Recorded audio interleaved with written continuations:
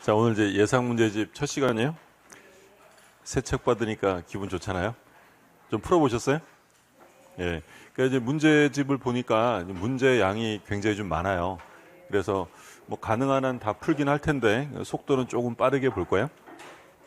자, 그럼 바로 1번 보시면 권리의 승계 취득에 해당하는 것을 모두 고른 것은. 그러니까 이제 1번에서는 묻고자 하는 게 권리의 변동에 관한 문제죠. 그러니까 사실 권리의 변동이 뭐 많이 출제되지는 않아요. 근데 가끔 출제되니까 확인 차원에서 한번 보면, 그러니까 권리의 변동이라는 건 권리의 발생, 변경, 소멸, 그러니까 줄여서 득실 변경이라고 표현하죠. 그럼 권리가 취득되는 모습은 대표적으로 두 가지가 있었어요. 원시 취득하고 승계 취득. 그러면 원시 취득은 누구로부터 이전받는 게 아니라 승계하는 게 아니라 최초 취득이잖아요. 그럼 대표적으로 뭐가 있었냐면 건물의 신축, 뭐 제일 기본적인 게 신축이고, 그리고 무주물 선점, 유실물 습득, 그리고 첨부는 우리가 이제 부합 이런 거 봤었잖아요. 그리고 이제 취득시효를 완성해서 권리를 취득하는 것도 원시 취득이고, 그리고 예를 들어 국가가 토지를 수용했다. 수용 주체는 원시 취득하는 거예요. 뭐 선의 취득은 동산에 관한 것이라서 우리 시험에 이제 거의 잘 안 나오고, 요게 이제 원시 취득, 최초 취득이었고, 승계 취득은 두 가지로 나눴어요. 이전되는 게 있었고 설정되는 게 있었는데, 그러니까 전세권을 설정한다, 저당권을 설정한다라고 표현하죠. 또는 뭐 지상권, 지역권 이런 제한 물권들은 기본적으로 설정한다라고 하죠. 그러면 이전적 승계는 두 가지로 나눴죠. 그러니까 이전되는 건 동일한데 딱 정해진 것만 넘어가는 걸 뭐라고 했냐면 특정 승계, 와장창 넘어가면 포괄 승계죠. 그러니까 특정 승계는 뭐 매매, 증여, 교환 뭐 이런 것들이 있고요. 포괄 승계는 좀 중요하죠. 포괄 승계는 뭐 있었냐면 대표적으로 상속, 포괄 유증, 합병 이런 거 있었어요. 근데 이제 이 포괄 승계가 가지는 의미는 뭐였냐면, 만약에 포괄 승계를 받았다면 얘는 제3자에 해당되지 않는다라고 했죠. 그러니까 우리가 이제 비통 착삭하면 선의의 제3자를 보호하는 규정을 두잖아요. 근데 만약에 상속을 받았다라고 써 있으면 얘는 제3자가 아니죠. 그러니까 우리가 이런 거 봤죠. 갑이 을한테 가장 매매를 했어요. 통정호의 표시를 해서 소유권을 이전해 주었다. 그럼 통정호의 표시는 무효니까 소유자는 갑이죠. 그런데 을이 병에게 이 부동산을 팔았어요. 근데 얘가 이제 통정호의 표시로 인한 것임을 모르고 샀다면 누가 소유자가 된다고 했냐면 병. 이 무효는 선의의 제3자에게 대항하지 못한다라고 했죠. 근데 만약에 이 병이 매매가 아니라 모르고 아버지 이름으로 등기되어 있는 바람에 아버지 건 줄 알고 상속을 받았어요. 그러면 선의의 상속인 병은 소유권을 취득할 수 있다는 거예요, 없다는 거예요? 없다는 거예요. 상속받으면 얘는 제3자가 아니고 마치 누구와 같은 사람이다. 당사자 지위가 인정되는 거죠. 그래서 상속, 포괄 유증, 합병 이런 것들은 제3자 아니고, 또한 부동산 물권 변동과 관련해서 상속을 받으면 등기한다, 등기하지 않아도 돼요. 등기 없이, 그러니까 포괄 유증도 마찬가지고 포괄 승계를 받은 사람은 등기 없이도 권리를 취득한다라고 했어요. 그러면 이 원시 취득은 최초로 취득하는 거니까 종전에 달려있던 제한적 권리가 승계되는 거예요. 모두 소멸하는 게 원칙이에요. 소멸하고 종전의 제한적 권리는 소멸하고 내가 최초로 깨끗한 권리를 취득하는 게 원시 취득이죠. 요게 이제 권리의 발생.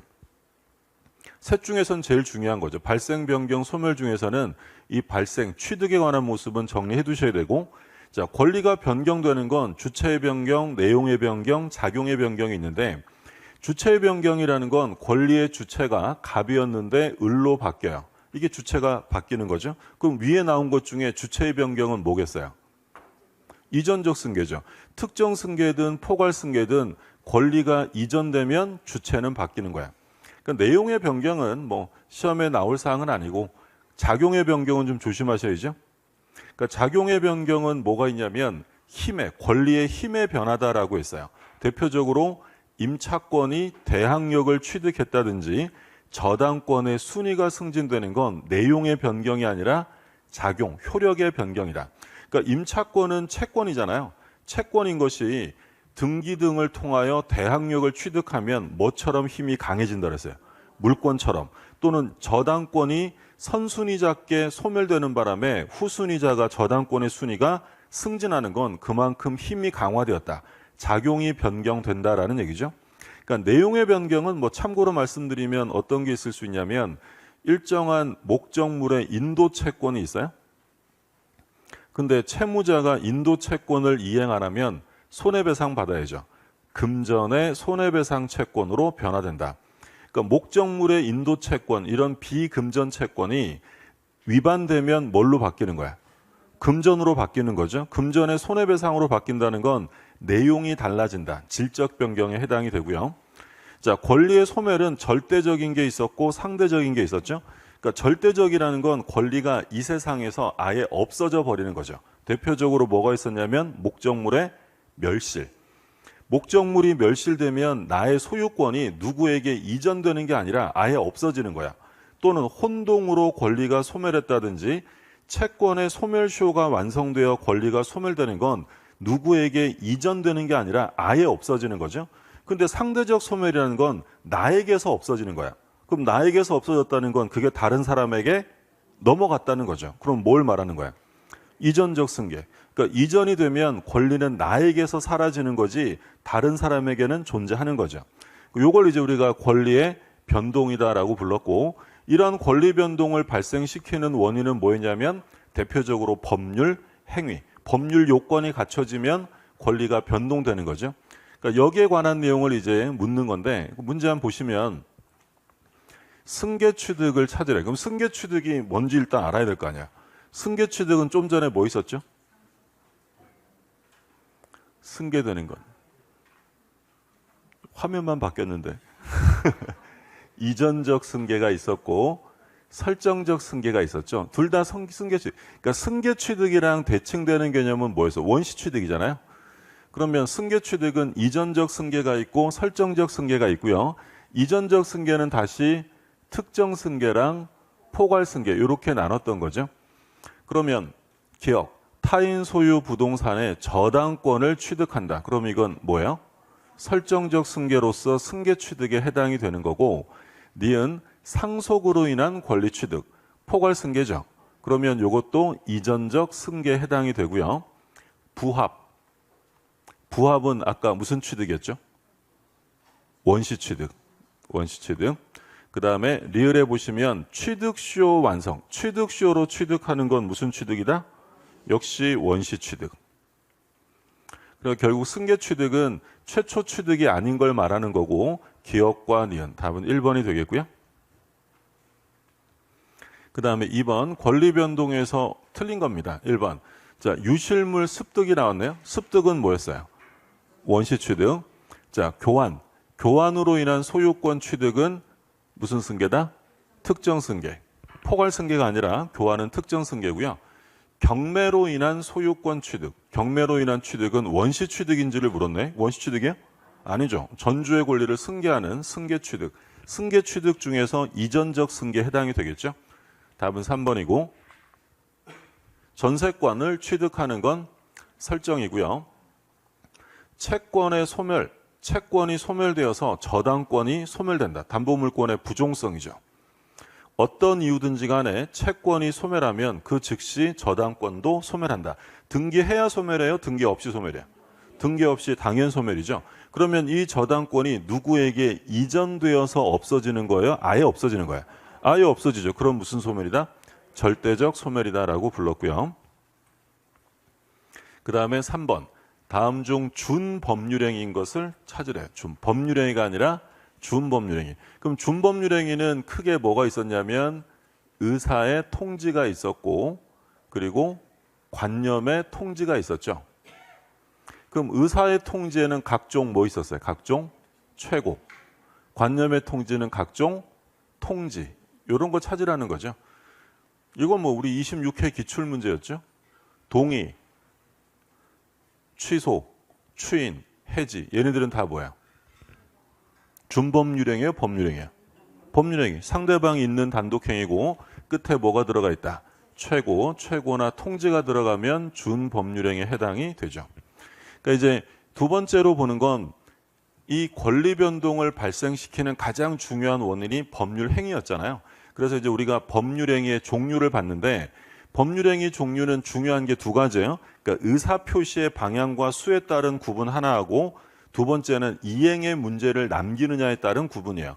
그럼 의사 표시의 방향과 수에 따라서 계약이 있었죠. 계약은 의사 표시가 몇 개 있어야 돼요? 2개. 갑이 청약하고 을이 승낙. 청약은 의사 표시죠. 청약은 법률 행위예요, 아니에요?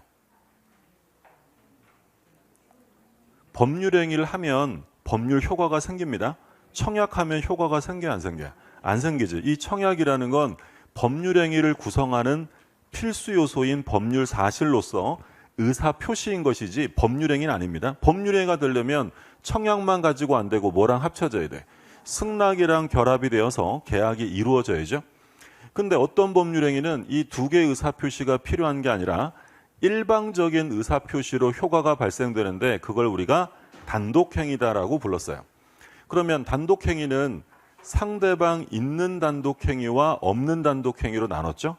그러면 상대방 있는 단독행위는 뭐 있었냐면 채상, 취철, 동추, 해해 있죠. 채무 면제, 상계, 취소, 철회, 동의, 추인, 해제, 해지 이게 상대방 있는 단독행위였고요. 상대방 없는 단독행위는 뭐 있었냐면 유죄포, 유죄, 소포 있었죠. 유언유증, 재단법인 설립행위, 소유권의 포기. 근데 이 포기는 좀 조심하실 게 이런 소유권의 포기 같은 건 상대방 없는 행위지만 공유지분의 포기, 공유지분 포기는 상대방 있어요, 없어요? 있죠. 다른 공유자가 존재하죠. 또는 취득수요이익의 포기, 공유지분의 포기나 취득수요이익의 포기 이런 제한물권 포기는 상대방이 존재하기 때문에 상대방 있는 단독행위다. 그러니까 포기라고 해서 무조건 상대방 없는 단독행위가 아닌 걸 조심하시라고 했죠. 자, 그리고 이제 의사표시가 대립하지 않는 의사표시가 모여드는 법률행위를 우리가 뭐라고 했냐면 합동행위다라고 불렀어요. 그러니까 합동행위는 뭐 시험에 거의 나온 적 없고요. 얘네들은 의사표시를 모으는 거예요, 모으는 거. 그러니까 대표적으로 뭐 있었어요? 사단법인 설립행위. 사단법인의 본체는 본체는 뭐예요? 재단법인은 뭐가 본체예요? 재산. 사단법인은 사람, 사원이에요, 사원. 사원들이 모이는 거고 어떤 총회, 종중이 총회 결의를 한다는 건 의사를 모으는 거죠. 그러니까 이런 것들을 뭐라고 했냐면 합동행위라고 불렀어요. 근데 중요한 건 계약과 단독행위가 중요한데 계약은 청약과 승낙이 합치되어져서 이루어지는 거야. 혼자 하는 게 아니죠. 그러면 이 계약이라는 건 꼭 법이 규정하는 것만 해야 돼요. 당사자 합의로 새로운 계약을 만들 수도 있어요. 만들 수 있지. 그리고 우리 뭐라고 불렀어요? 계약 자유의 원칙. 뭐 합의하에 못할 게 뭐 있어요? 그러니까 뭐 강행법규 위반이 아니라면 합의하에 얼마든지 할 수 있죠. 근데 단독행위는 혼자 하는 거예요. 일방적으로 효과를 발생시키는 거니까 상대방에게 불리할 수밖에 없어요. 그럼 아무 때나 하게 해주면 안 되잖아요. 그러면 언제만 한다? 법률에 규정이 있을 때. 그래서 단독행위는 법정주의다라고 했어요. 그러니까 우리가 뭐 가장 대표적인 단독행위로 공부한 게 취소잖아요. 취소는 아무 때나 하는 게 아니라 법이 정해야 합니다. 법은 언제 취소하라고 정합니까? 착사, 제한 능력, 착오, 사기 강박 이외에는 취소 못하는 거예요. 법이 정할 때만 하는 거고 그리고 일방적으로 하는 거니까 상대방에게 불리하단 말이에요. 그럼 자기 혼자 막 조건 붙이고 기한 붙이고 이런 거 할 수 없죠. 그럼 반면에 당사자 약정, 계약이잖아요. 그럼 계약, 약정, 합의할 때는 합의로 조건 붙일 수 있다 없다? 있죠. 우리 시험에 한번 그거 나왔죠. 저당권 설정 계약. 저당권 설정 계약에 조건을 붙일 수 있다. OX. 뭐 생각할 거 없고요. 계약이라고. 계약이면 혼자 하는 거에 합의하는 거예요. 합의. 그 며칠 전에 이번 주 토요일 날 주택관리사 시험이 있었어요. 주택관리사 시험에 뭐가 출제가 됐냐면 유치권 배제 특약에 조건을 붙일 수 있다라는 지문이 나왔어요. 유치권 배제 특약에 조건을 붙일 수 있다. OX. 자, 지금까지 한 걸로 빌어보면 계약은 혼자 해, 합의하에 하는 거야. 합의, 약정이잖아요. 그럼 약정은 혼자 하는 게 아니라 같이 하는 거니까 뭘 하든 상관없다고. 근데 단독행위는 일방적으로 하는 거니까 조건 붙이지 말라는 거야. 그럼 유치권을 배제하기로 특약을 합니다. 조건 붙일 수 있어요, 없어요? 당연히 있는 거지. 약정이니까.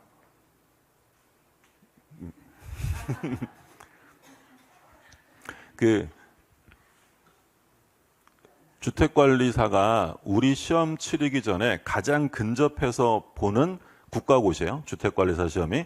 그러니까 40문제인데 우리 시험 범위랑 좀 달라요. 그래서 우리 시험 범위랑 일치하는 게 22문제, 40문제 중에서 22문제가 우리 시험 범위에 해당되는 문제인데, 그러니까 요즘에 뭐 밴드에 있는 문제 좀 풀어보세요.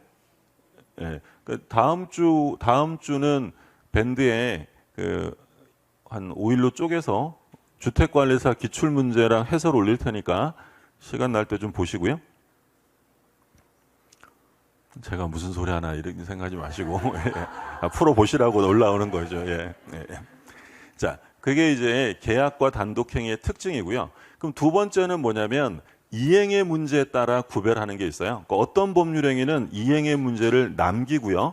어떤 법률행위는 이행의 문제가 남지 않는데, 이행의 문제를 남기는 법률행위를 뭐라고 했냐면 채권행위라고 불렀어요. 그럼 이행의 문제가 남지 않는 건 처분행위죠. 그럼 채권행위는 이행의 문제를 남기기 때문에 뭐라고도 불렀냐면, 그죠? 의무부담행위라는 말을 썼어요. 그러면 대표적인 채권행위는 뭐가 있었어요? 이행의 문제를 남기는 채권행위라는 건 계약이죠. 계약. 매매, 교환, 증여. 매매, 교환, 증여. 뒤에 다 뭐가 생략된 거예요? 매매, 계약, 교환, 계약, 증여 계약. 계약을 했다는 건 앞으로 이행의 문제가 남는 거예요. 그러면 처분행위라는 건 이행의 문제를 남기지 않는 건데, 얘는 두 종류가 있었어요. 물권행위와 준물권행위가 있었죠. 그러니까 물권행위라는 건 처분행위고 뭘 처분하는 거야? 물권. 그럼 가장 대표적인 물권 뭐가 떠오르세요? 소유권. 그럼 소유권을 이전했다, 또는 저당권, 지상권, 전세권을 설정했다, 이런 말 나오면 이건 처분행위야. 이건 계약을 넘어서서 이행행위가 이루어지는 거죠. 그럼 준물권행위도 처분행위이긴 한데 물권을 처분하는 게 아니라 물권에 준하는 행위, 물권행위에 준한다. 채권 처분하는 거 있었죠. 대표적으로 뭐가 있었어요? 채권량도, 채무면제, 지식재산권, 뭐 특허권, 이런 것들은 물권은 아니지만 이건 이행의 문제를 남기지 않고 처분하는 행위에 속합니다. 그럼 가끔 이거 섞어놓고 다음 중 뭐 의무부담 행위가 아닌 것은, 이렇게 물어보면 처분행위 찾으라는 거죠. 그러면 이와 관련해서 채권행위는 어차피 이행의 문제를 남기는 거니까 무권리자가 채권행위를 하면 유효였어요, 무효예요?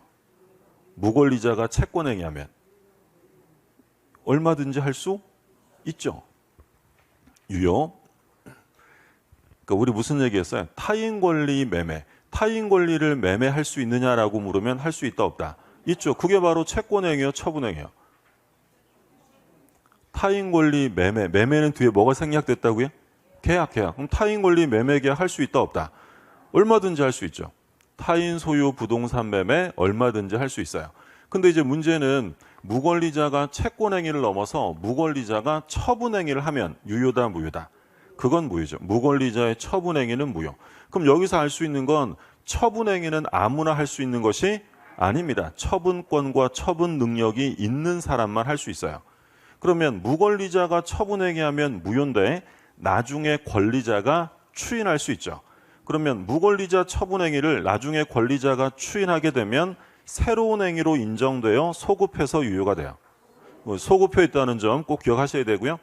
권리자가 추인하면 이건 어떤 규정을 유추 적용한다고 했냐면 무권 대리에서 본인 추인에 관한 규정을 유추 적용하기 때문에 새로운 행위로 인정되는 게 아니라 뭐가 있다? 소급표가 있다는 점 꼭 기억해 두시라고 했고요. 요게 이제 법률행위 구별에서 가장 기본적인 거야. 의사표시에 따른 구별, 이행의 문제에 따른 구별. 뭐 더 나눈다면 방식에 따라 구별하면 뭐가 있어요? 방식이 요구되면 요식행위, 방식이 필요 없으면 불요식행위, 뭐 재산상의 출연이 있다, 출연행위, 비출연행위, 이런 것들이 나올 거야. 자, 보시면 4번 다음 중 단독행위가 아닌 것은, 포기, 상대방 없는 단독행위, 취소, 있는 단독행위, 철회. 4번 뭐야? 합의해제네. 합의해제는 같은 말로 뭐라고 불렀냐면 해제, 계약이라고 불렀던 거죠. 말 그대로 합의니까 요거는 단독행위가 아닌 계약이고요. 동의, 상대방 있는 단독행위. 답은 4번이고, 자, 5번. 상대방 있는 단독행위로 묶은 것은, 자, 소유권 포기는 상대방 없는 단독행위고요. 계약의 해제, 해제는 상대방 있는 거고, 디귿은 뭐야? 취소, 상대방 있는 단독행위. 추인, 상대방 있는 단독행위죠. 그럼 기억 빼고 답은 4번. 다음 중 상대방 없는 단독행위, 정답은 1번. 나머지는 다 상대방 있는 단독행위죠. 그 다음에 7번. 법률행위 종류에서 틀린 것입니다. 요식행위, 유언. 유언은 방식이 필요해요? 필요 없어요? 필요하지, 그렇죠? 방식을 요구한. 그래서 우리 뭐 기본 강의할 때 그런 거 봤잖아요. 유언, 뭐 우리 시험 범위는 아닌데 유언은 방식을 요구한다. 뭐 자필증서, 비밀증서, 구수증서, 녹음증서, 공정증서 5개 중에 한 가지를 반드시 채택해야 되고요. 그거 위반되면 효력이 인정될 수 없다. 그래서 우리 옛날에 그런 얘기 했었는데 뭐 했냐면 어떤 분이 돌아가셨는데 그분 개인 금고에서 이제 종이가 한 장 발견됐는데 그분이 자기 필체로 썼어요. 뭐라고 썼냐면 어느 대학교에 Y 대학교에 200억을 내겠다라고 썼어요. 근데 이제 문제는 자필증서에 의한, 자필증서는 자기가 쓰는 거잖아요. 그 유언에 따르면 방식에 여기에 이제 자기의 인적 사항을 기재하고 뭘 하도록 되어 있냐면 서명 날인하도록 되어 있어요. 법률에. 근데 그분이 필체이긴 맞는데 근데 서명 날인이 빠져 있었던 거야.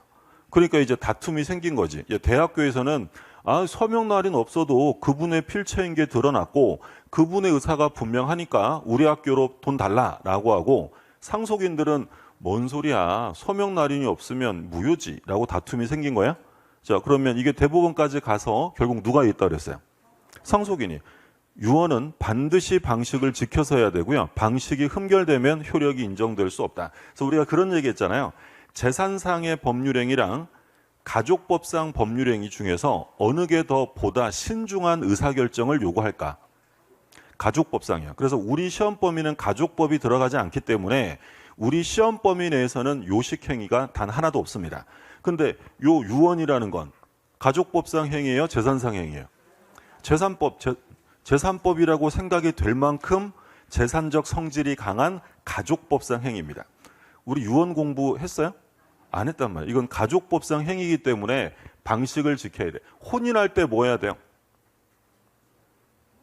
신고해야 될 거 아니야. 그것도 방식을 요구하는 거지. 그러니까 가족법상 행위는 보다 신중한 의사결정을 위해서 방식을 지키는 거고요. 재산상의 행위는 거의 없다고 생각하시면 되고 우리 시험 범위 내에서는 그러면 교환. 이거 우리 시험 범위잖아요. 방식이 필요해요? 필요 없어요? 필요 없죠. 다 분류식입니다. 대리권 수여행위, 무상행위. 이거는 이제 범위가 조금 벗어나는데 3번이 답이고 나머지부터 볼게요. 그 다음에 4번 보시면 증여는 단독행위예요? 계약이에요? 계약. 합의하에 하는 거고 그리고 전세권 설정행위는 뭐다? 물권행위지. 물권, 지상권, 전세권, 저당권 설정행위 이런 거. 그럼 요 3번은 뭘 말하냐면 일단 나와 있으니까 설명은 잠깐 드릴 텐데 듣고 잊어버리셔도 상관없고요. 그러니까 출연행위와 비출연행위라는 게 있어요. 요 개념은 우리가 본 적이 있어요. 출연행위라는 건 뭐냐면 자기 재산이 감소되고 이로 인하여 상대방의 재산이 증가하는 행위를 출연행위라고 불러요. 그러니까 내 재산은 빠지고 상대방 재산은 증가하는 거지. 근데 그게 양쪽 측면에서 모두 발생하면 유상행위라고 하고요. 한쪽에서만 발생하면 무상이라고 불러요. 그러면 대표적인 무상행위는 뭐 있었죠, 우리? 증여. 그러니까 증여를 하면 내 재산은 감소되지만 상대방 재산은 증가되죠. 그게 일방에서만 일어나는 거야. 근데 예를 들어 매매 같은 건 서로에게 이런 일이 발생하는 거야. 내 재산이 감소하고 상대방 재산이 증가하는 거죠.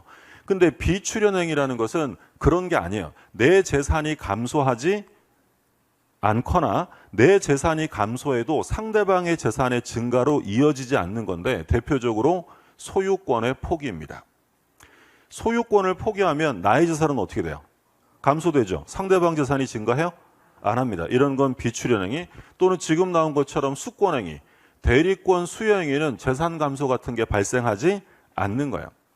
그럼 지금 대리권 수여행위는 요 무상행위, 출현행위로 들어가는 게 아니라 어디로 들어가야 된다는 거야?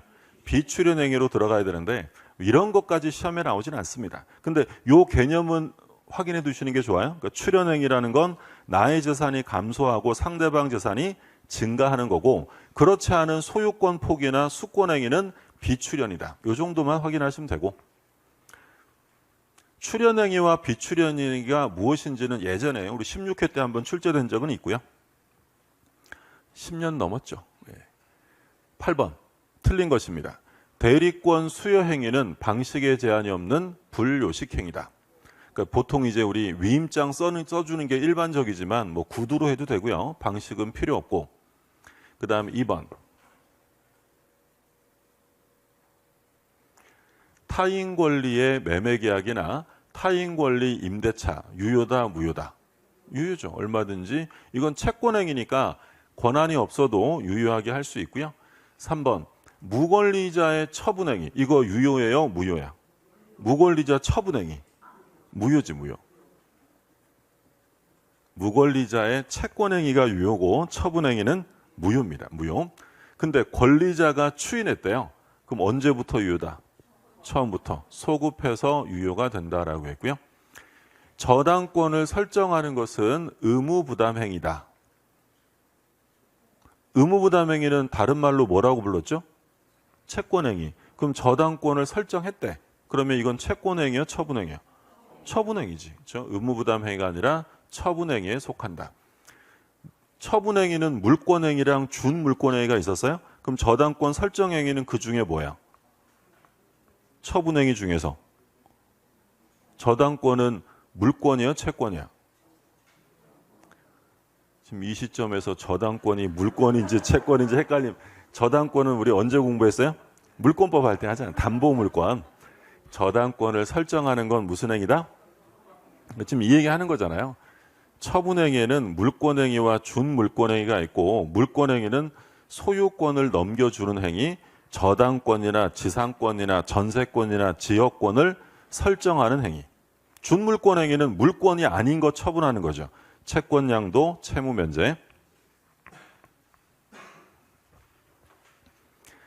해제는 단독행위나 합의해제는 계약이다. 그렇죠? 자, 9번. 다음 중 의무부담 행위가 아닌 걸 찾으래요. 그럼 뭘 찾으라는 거야? 의무부담 행위가 아닌 걸 찾으라는 건 처분행위 찾으라는 의무부담 행위가 채권행위잖아요. 그럼 채권행위가 아닌 걸 찾으라는 건 처분행위, 물권행위 또는 준물권행위를 찾으라는 거죠. 그럼 답은 뭐겠어요? 5번. 채권 양도는 뭐다? 처분행위 중에서 물권이에요? 채권이에요? 채권이니까 물권행위가 아니라 뭐라고 불렀어요? 준물권행위라고 부른 거죠. 나머지는 다 계약이잖아요. 교환계약, 임대차 계약, 재매매약, 주택 분양계약 이런 건 다 이행의 문제를 남기는 의무부담 행위고 물권행위와 준물권행위는 처분행위다. 자, 잘못 짝지어진 거. 선점은 뭐다? 원시 취득. 자, 소유권의 포기는 뭐야? 상대방 없는 단독행위. 정답 2번. 끝에 통지 나왔네요. 통지는 뭐다? 관념의 통지. 끝에 최고라고 써 있으면 의사의 통지 이렇게 되고요. 저당권의 설정은 무슨 승계다? 설정적 승계고. 자, 끝에 최고 나왔으니까 뭐다? 의사의 통지다라는 거죠. 여기까지가 이제 권리의 변동에 관한 기본적인 내용들인데 지금 우리 좀 전에 PPT로 본 거 그 정도는 좀 확인해 두셔야겠고요. 그 다음에 이제 법률행위로 들어가서 틀린 것입니다. 1번. 타인 소유 부동산은 매매 목적물이 될 수 있다. 타인물 매매할 수 있다 없다? 있죠. 얼마든지 가능하고요. 타인 부동산 매매할 수 있고. 2번. 정지조건부 법률행위에서 조건의 성취는 법률행위의 효력 발생 요건이다. 조건의 성취는 법률행위의 성립 요건이에요, 효력 요건이에요?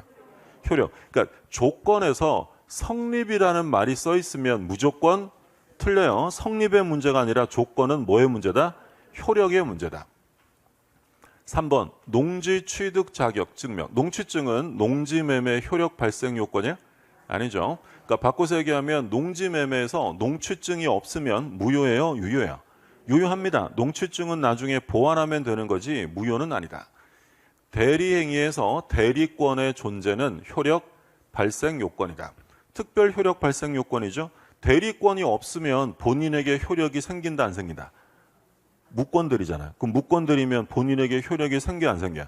안 생기지. 그러니까 대리권이 존재해야 효력이 발생한다는 얘기죠. 자, 5번 계약이 체결된 후 매매 목적 건물이 전소된 경우 매매 계약은 유효이다. 여기서 중요한 말은 뭐예요? 후. 계약 체결 후니까 원시적 불능이 아니라 후발적 불능이죠. 그럼 이제 후발적 불능은 유효. 무효가 되는 건 원시적 불능이었고, 그래서 우리가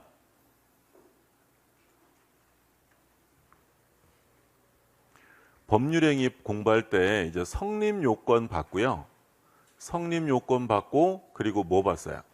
효력 요건 봤지. 그러면 일반적인 걸 보면 일반적으로 법률행위가 성립하려면 세 가지가 필요하잖아요. 뭐 있어야 돼? 당사자, 목적, 의사표시. 이 세 가지가 있으면 법률행위는 성립이 되죠. 만약에 이 세 가지 중에 하나가 존재하지 않으면 그건 뭐가 된다 그랬어요? 성립 요건을 못 갖추면 불성립, 부존재입니다. 뭐라고 써 있으면 틀린다? 무효라고 써 있으면 틀리는 거야? 그러니까 효력, 무효라는 건 성립의 문제가 아니라 뭐의 문제야? 효력의 문제이기 때문에 성립 요건을 못 갖췄는데 무효라고 써 있으면 무조건 틀리는 거예요. 그러면 성립되어 있다고 해서 효력이 다 생기는 건 아니니까 유효하려면 당사자에게 뭐가 있어야 된다? 능력이 있을 것. 이때 능력은 권리 능력, 의사 능력, 행위 능력. 의사 무능력자가 법률행위라면 효력이 어떻게 돼요? 무효. 제한 능력자가 하면 취소. 이런 거 봤었고, 두 번째, 목적이 있으면 성립하는데 유효하려면 목적이 네 가지를 갖춰야죠. 확, 가, 적사. 확정, 가능, 적법, 사회적 타당성이에요. 그럼 확정이라는 건 계약 성립 시에 모든 게 확정되어 있어야 돼요. 이행할 때까지 확정하면 돼요. 이행할 때까지. 두 번째, 가능해야 됩니다. 불능을 목적으로 하면 무효죠. 그럼 이때 가능이냐 불능이냐라는 것은 물리적 기준이에요. 사회 통념이에요. 사회 통념. 그래서 설령 물리적으로는 가능할지라도 일반인들이 불가능이라고 판단하면 그건 가능이 아니라 불능이고요. 적법해야죠. 이것과 관련해서 이제 시험이 이제 보통 출제되기 시작하면 여기서부터 나오는데, 이와 관련해서 효력 규정이랑 우리 뭘로 구별했어요? 단속 규정. 물론 강행 규정, 임의 규정 나누고, 강행 규정은 효력 규정과 단속 규정으로 나눠서 효력 규정에 위반되면 무효, 단속 규정에 위반되면 유효. 그래서 이제 우리 판례가 효력 규정으로 받는지 단속 규정으로 받는지 섞어가지고 출제하는 거죠. 기억나시죠? 그런 것들이 이제 나오고, 그 다음에 제일 중요한 게 뭐야? 사회적 타당성. 그러니까 여기는 뭐 반드시 한 문제가 출제가 되는 파트였고, 그리고 의사 표시가 있으면 법률행위가 성립하는데 유효하려면 의사와 표시가 어때야 돼? 일치해야 되고 의사의 하자가 없어야 돼요. 만약에 의사와 표시가 불일치한다. 그럼 불일치하게 되면 비정상적 의사 표시죠. 그럼 의사와 표시의 불일치로 공부하는 게 뭐 있었어요? 비진의, 통정, 착오. 여기서 끝.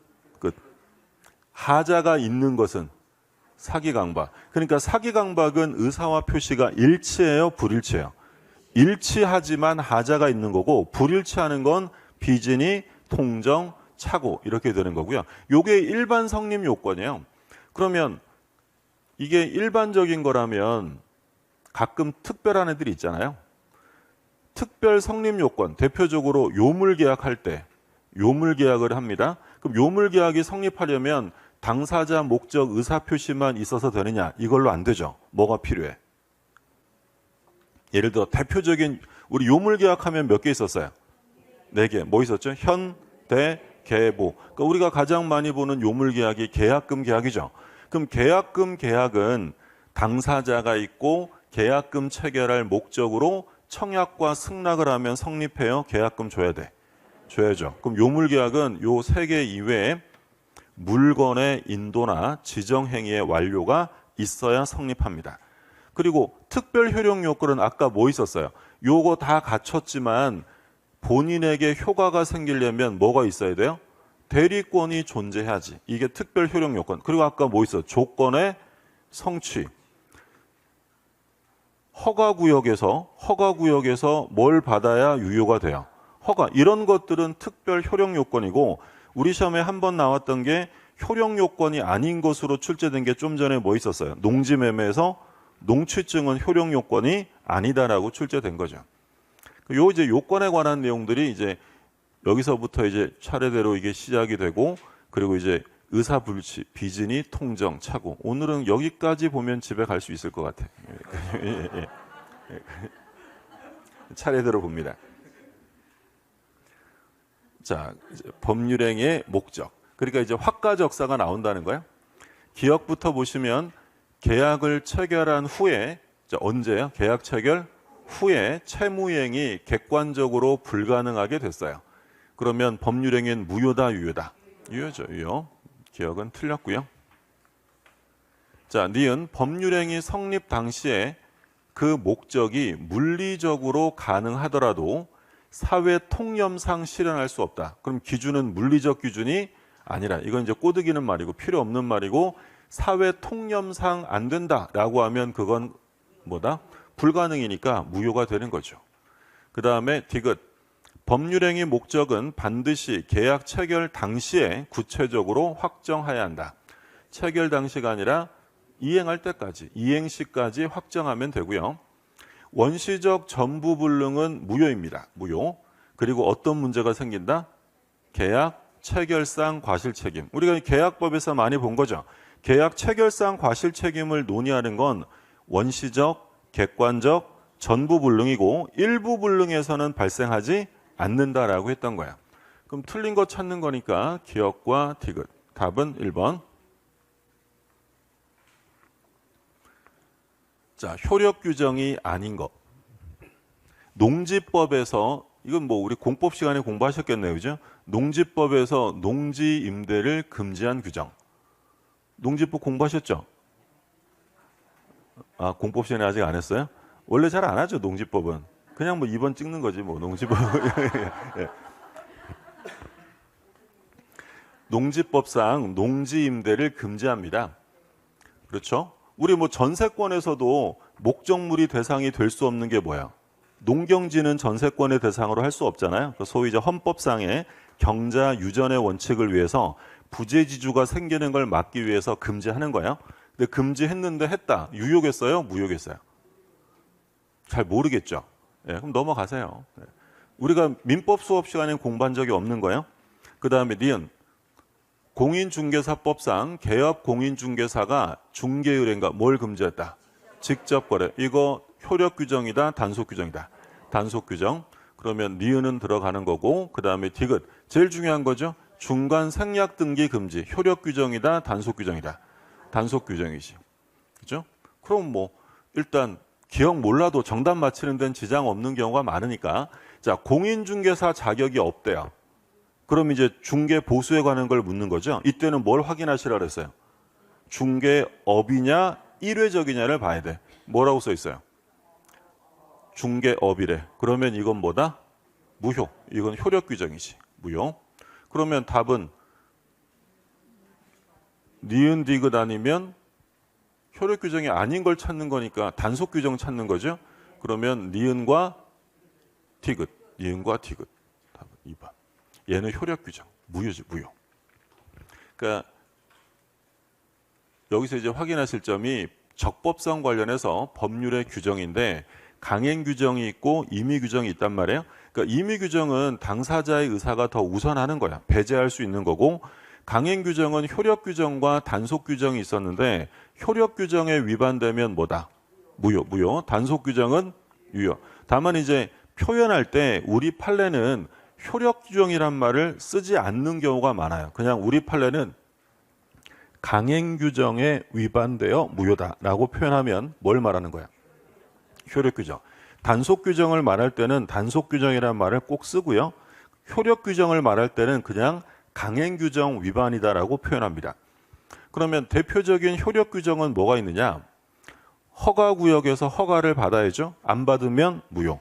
부동산 실명법에서 뭘 금지했어요? 명의신탁. 명의신탁하면 유효다, 무효다. 무효고, 관할관청 허가 없이 한 학교법인의 기본재산 처분도 역시 무효. 그러니까 재단법인에서 제일 중요한 게 뭐라고요? 재산. 그러면 재단법인이 재산 처분할 때는 반드시 주무관청 허가를 받아야 되고요. 안 받고 하면 무효입니다. 자, 법정 중개보수를 초과해서 받기로 했다면 전부 무효가 아니라 뭐만? 초과 부분만 무효고, 자, 공인중개사 자격이 없는 애가 중개업을 했대. 업이라는 건 반복적이라는 거야. 이거 무효. 근데 비교하실 점은 자격 없는 애가 우연히 일회적으로 했다면 그건 유효가 되는 거죠. 단속 규정 위반, 유효한 것들은 뭐 가장 기본적인 건 무허가 음식점 또는 무허가 숙박업의 영업행위고, 제일 중요한 건 중간 생략 등기죠. 중간 생략 등기를 금지하는 부동산 등기 특별조치법은 효력 규정이 아니라 단속 규정이고요. 요즘에 얘 많이 나오죠. 공인중개사가 의뢰인의 물건을 자기가 직접 거래했다. 안 되죠. 그럼 하면 유효다, 무효다? 유효죠. 이건 제재받는 거지 사법상의 효력이 무효가 되진 않습니다. 그리고 구주택법상 전매 행위 하지 말라고 했는데 전매를 하면 처벌되는 건 변론으로 하고 그 계약이 무효가 되는 건 아니다. 그러니까 이 정도는 기억하셔야 돼요. 그러니까 사실 효력 규정이냐 단속 규정이냐는 건 이거 말고도 판례는 매우 많습니다. 근데 그 많은 판례를 다 외울 수 없기 때문에 이 정도까지만 정확하게 기억해 두시면 객관식 문제 특성상 정답 맞히는 데는 지장 없어요. 그러니까 새로운 판례를 자꾸 더 본다고 생각하지 마시고 여기까지만 정리한다라고 생각하시고요. 그래서 기억은 아까 말씀드린 것처럼 농지법에서 농지 임대를 금지하는 데 했다. 그럼 이건 아예 못하게 막기 위해 만든 것이기 때문에 단순한 단속 규정이 아니라 무슨 규정이다? 이거 효력 규정이에요. 무효입니다. 무효. 자, 3번. 적법성에서 틀린 것은 1번. 강행법규가 법률행위 일방에게만 적용되는 경우도 있다. 그렇죠? 이런 걸 우리 무슨 강행 규정이라고 불렀어요? 편면적 강행 규정. 대표적으로 우리 뭐 주임법 이런 거 보면 누구에게 불리하면 무효다. 임차인, 임대인에게 불리한 건 상관없잖아요. 그 다음에 2번. 강행법규에 위반한 자가 스스로 무효를 주장할 수 있느냐? 할 수 있다라고 했죠.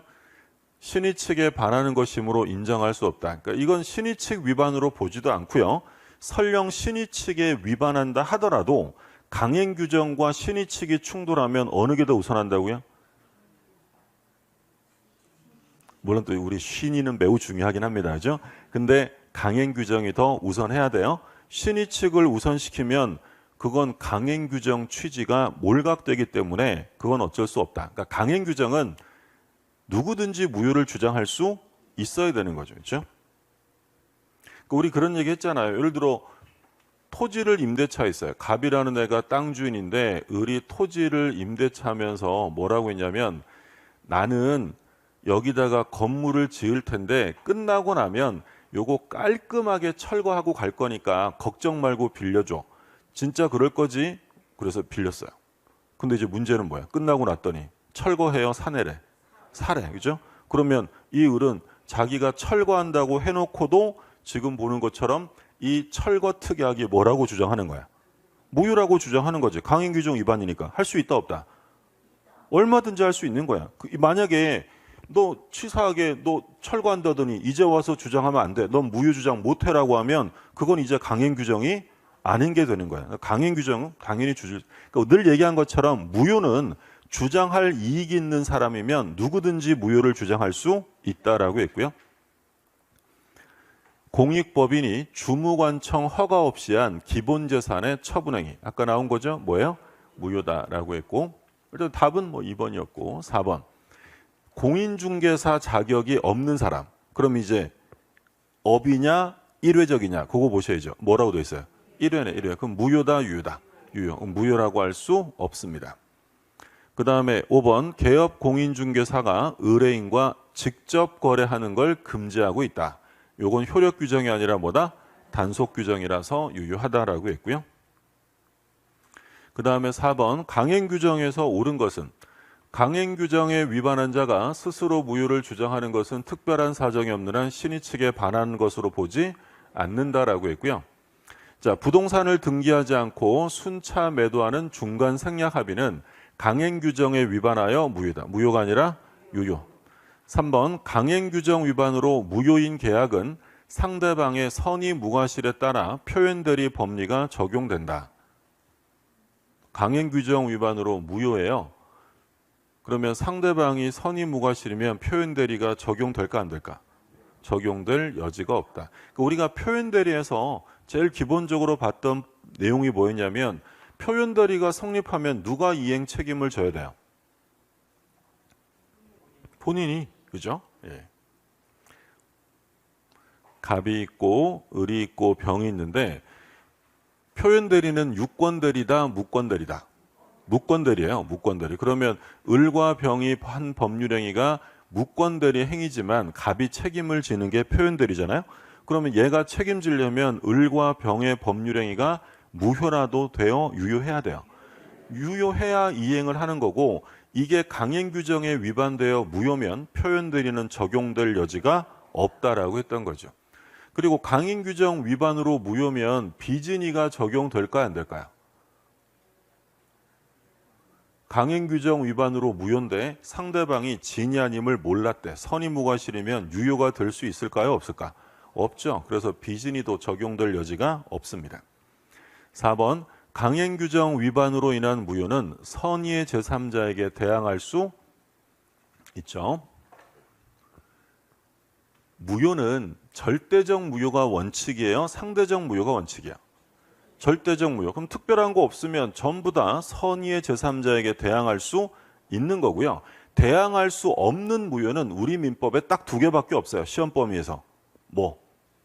비진이 무효랑 통정 무효. 비통착사는 선의 제3자 보호규정 있잖아요. 그러니까 비진이 통정 빼고 나머지 무효는 제3자에게 대항할 수 있다라고 생각하시면 되고, 그 다음에 강행 규정 위반으로 무효인 경우 이에 기한 급부는 언제나 불법 원인급에 해당한다. 틀렸죠? 불법 원인급에 해당되려면 강행 규정 위반 무효인 경우에 다 들어가는 게 아니라 뭘 위반해야 돼? 반성 103조 위반이죠. 사회질서 위반이에요. 그러니까 강행 규정은 일반 강행 규정은 부당이득 반환으로 되찾아오는 거고 사회질서에 반하는 것들만 불법 원인급여가 적용되는 거죠. 그러면 답은 옳은 거 찾는 거였나요? 4번. 자, 5번 보세요.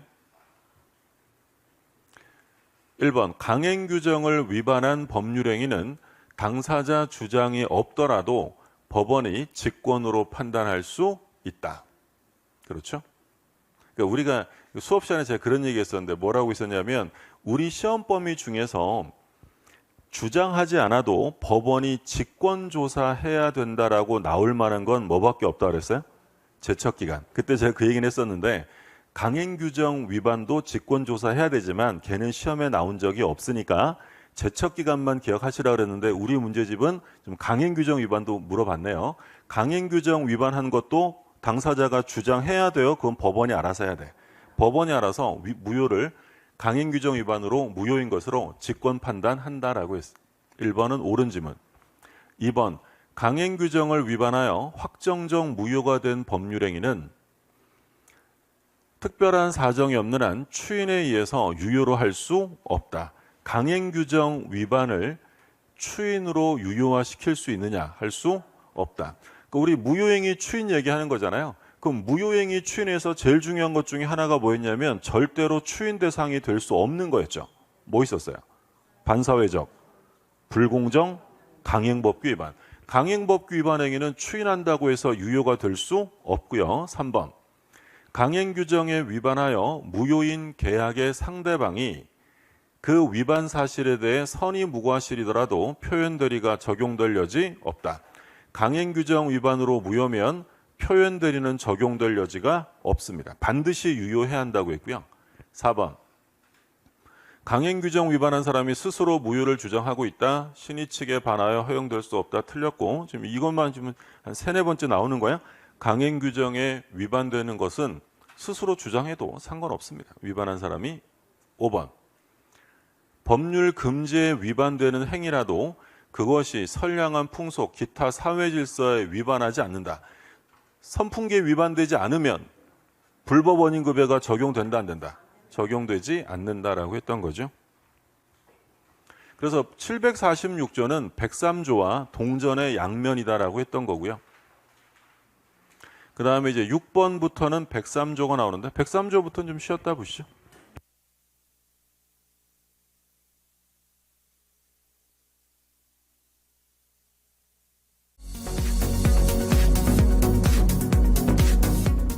행위의 가장 기본적인 출제 형태는 판례를 알고 있는지 이걸 묻는 거죠. 그래서 반사회적 법률행위라는 것은 고정되어 있는 개념이 아니라 부단히 변천하는 가치관념이다. 그러니까 옛날이랑 지금이랑 사회 질서가 동일 개념일 수는 없는 거고요. 그리고 반사회적인지 아닌지를 판단하는 기준 시점은 언제였어요? 계약시 법률행위시고, 그래서 만약에 계약 체결 후라는 말이 써 있으면 그건 그냥 반사회적이 아니다라고 생각하시면 돼요. 그러면 반사회적 행위와 아닌 판례들을 우리가 구별했었잖아요. 그러니까 핵심어만 잘 보시면 되고, 그러니까 반사회적 행위 아닌 거, 전통 사찰의 주지 임명행위, 이건 사회질서 위반이 아니다라고 했고, 그리고 부정행위를 용서받는 대가 이렇게 나오면 반사회적이 아니죠. 내용은 기억나시죠? 예, 뭐 반사회적 행위, 부정행위를 용서받는 대가로 처에게 부동산을 양도하되 혼인이 지속되는 동안에는 처분하지 않기로 하는 약정, 이런 말 써 있을 건데 뒤에 거 읽어볼 필요 없는 거예요. 이 말 딱 써 있으면 반사회적 아니고, 자, 제일 중요한 거 3번이죠. 강제 집행을 면할 목적으로 나오면 무조건 반사회적 아니다. 뒤에 뭐 허위의 근저당을 설정했다, 명의신탁했다 이런 말 다 써 있을 텐데 읽어보실 필요 없고요. 성립 과정에서 강박, 법률행위 성립하는 과정에서 강박이 들어가면 110조 사기 강박으로 효력을 논의해야지 이 자체를 반사회적이라고 볼 수 없다. 얘도 역시 중요한 판례고, 자 5번은 뭐 이번 시험에도 또 나왔죠. 비자금을 은닉하기 위해 임치한 것, 반사회적으로 모은 비자금 임치 계약은 반사회적이 아니고, 자 변호사의 성공보수 약정인데 형사가 아니라 뭐야? 민사. 그러니까 우리가 비교했던 건 성공보수 약정에서 형사사건의 성공보수 약정은 사회질서 위반으로 무효고, 양도세를 회피할 목적이다. 그러니까 양도세도 나오고 부가가치세든 상속세든 세금 회피란 말 나오면 반사회적 아닙니다. 그리고 투기 목적이란 말 써 있으면 반사회적 아니죠. 투기를 목적으로 아파트 입주권 15개를 샀네 어쩌네 이런 말 써 있으면 이건 사회질서 위반은 아니다라고 했고요. 그리고 무허가 건물이란 말 써 있으면 반사회적 아닙니다. 근데 사회질서 위반인 것들은 뭐 대체로 냄새가 많이 나잖아요. 공무원 나왔어요. 그럼 뒤에 이제 뭐 나오겠어요? 공무원이 직무와 관련되어 청탁을 받고 이런 말 써 있겠죠? 그러니까 반사회적 행위를 물어봤는데 공무원 써 있으면 반사회적 행위다라고 생각하시면 되고, 수사기관에서 허위 진술하고 대가를 받기로 했다, 반사회적이고요. 그리고 보험금을 부정취득, 보험금의 편취, 최근 들어 얘가 자주 출제가 됐죠. 반사회적 행위고, 그리고 변호사가 아닌 자가 소송하고 뭘 받기로 했다고 써 있으면 그냥 볼 것도 없어요. 반사회적 무효고, 그리고 현저하게 고율로 정한 이자 약정, 반사회적이고, 자 6번도 중요했죠. 증언의 대가로 통상적으로 용인되는 수준을 초과하면 반사회적이에요. 그러니까 조심하실 점은 증언의 대가로 통상적으로 용인되는 수준까지는 유효다, 무효다? 유효죠. 그래서 우리 판례가 여비랑 일당, 일실손해 여기까지는 받아도 돼요. 이거 넘어가면 사회질서 위반. 근데 얘랑 비교되는 거, 예를 들어서 수사기관에서 허위 진술을 하고 여비랑 일당을 받기로 하면 유효다, 무효다? 그건 그냥 무효예요. 그러니까 이 수사기관에서 허위 진술하고 대가를 받기로 했다면 그건 적정성을 따질 필요가 없이 그냥 무효고, 진실한 증언을 하면서 반대급부를 받기로 했다면 이건 무조건 무효가 되는 건 아니다라고 했고요. 자, 뭐 자유권 제한, 평생 시리즈들, 저는 평생 결혼 안 해요, 평생 당신 회사에서 일할게요, 이런 거 전부 다 무효입니다. 과도한 위약벌, 위약벌의 약정 할 수 있어요. 할 수 있는데 그 위약벌이 어떻다는 거야? 과도하면 반사회적 무효고, 그리고 뭐 제일 많이 나오는 거 뭐예요? 적극 가담, 적극 기망, 적극 요청, 이런 말 써 있으면 전부 다 반사회적이야. 그러니까 이건 시험에 나오면 이건 시간 줄이는 용도로 푸셔야 돼요. 문제 다 읽어볼 필요 없고 핵심어들 위주로 잘 보시고, 그 문제 보면 자, 반사회적 무효가 아닌 걸 찾으래요. 1번, 부척관계 종료를 해제 조건으로 증여했다. 이건 우리가 조건할 때 공부한 거죠. 부척관계를 맺으면서 증여를 하는데 부척관계가 끝나면 증여했던 것을 돌려받겠다, 소멸시키겠다는 거죠. 불법 조건이고요. 그럼 불법 조건이 부착되면 조건만 무효다, 법률 행위도 무효다. 전부 다 무효다라고 했고, 자, 2번은 뭐 나왔어요? 수사기관에서 허위 진술, 반사회적이고, 자, 3번은 뭐예요? 형사사건, 반사회적이고, 그 다음에 4번은 뭐가 나와요? 양도소득세, 반사회적 아닙니다. 자, 5번, 채무자에게 의무를 강제하여 얻어지는 채권자 이익에 비하여 과도하게 무거운 위약벌, 과도한 위약벌 약정은 반사회적입니다. 자, 반사회적 행위에 해당되는 거. 자, 양도세 회피 반사회적 아니고요. 강제집행 면할 목적 매우 중요하죠. 반사회적 아니고, 전통사찰 주지 임명 행위 반사회적 아니고요. 변호사 아닌 자 반사회적이다. 그렇죠? 그다음에 5번 도박 나왔네. 도박 채무와 관련해서 부동산 처분에 관해 도박 채권자에게 대리권을 수여한 행위. 이건 뭘 묻는 거야? 수권행위 자체가 반사회적인지를 묻는 거죠. 수권행위는 반사회적이다 아니다?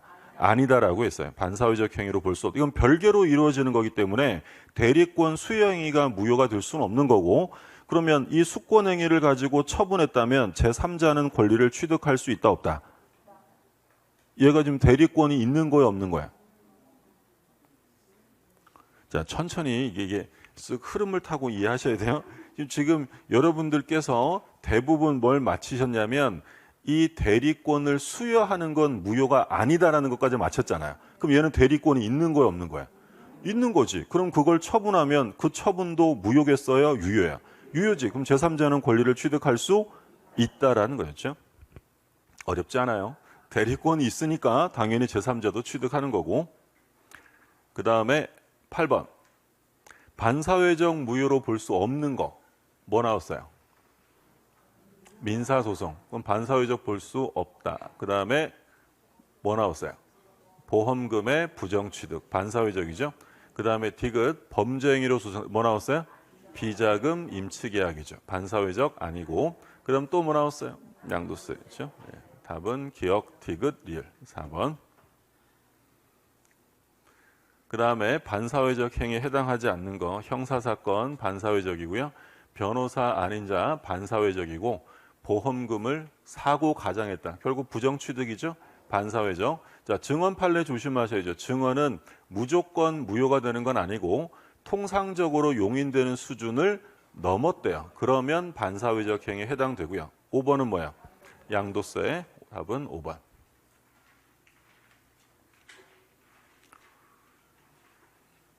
자, 지금 이런 유형의 문제가 우리 문제 지금 계속 나오고 있잖아요.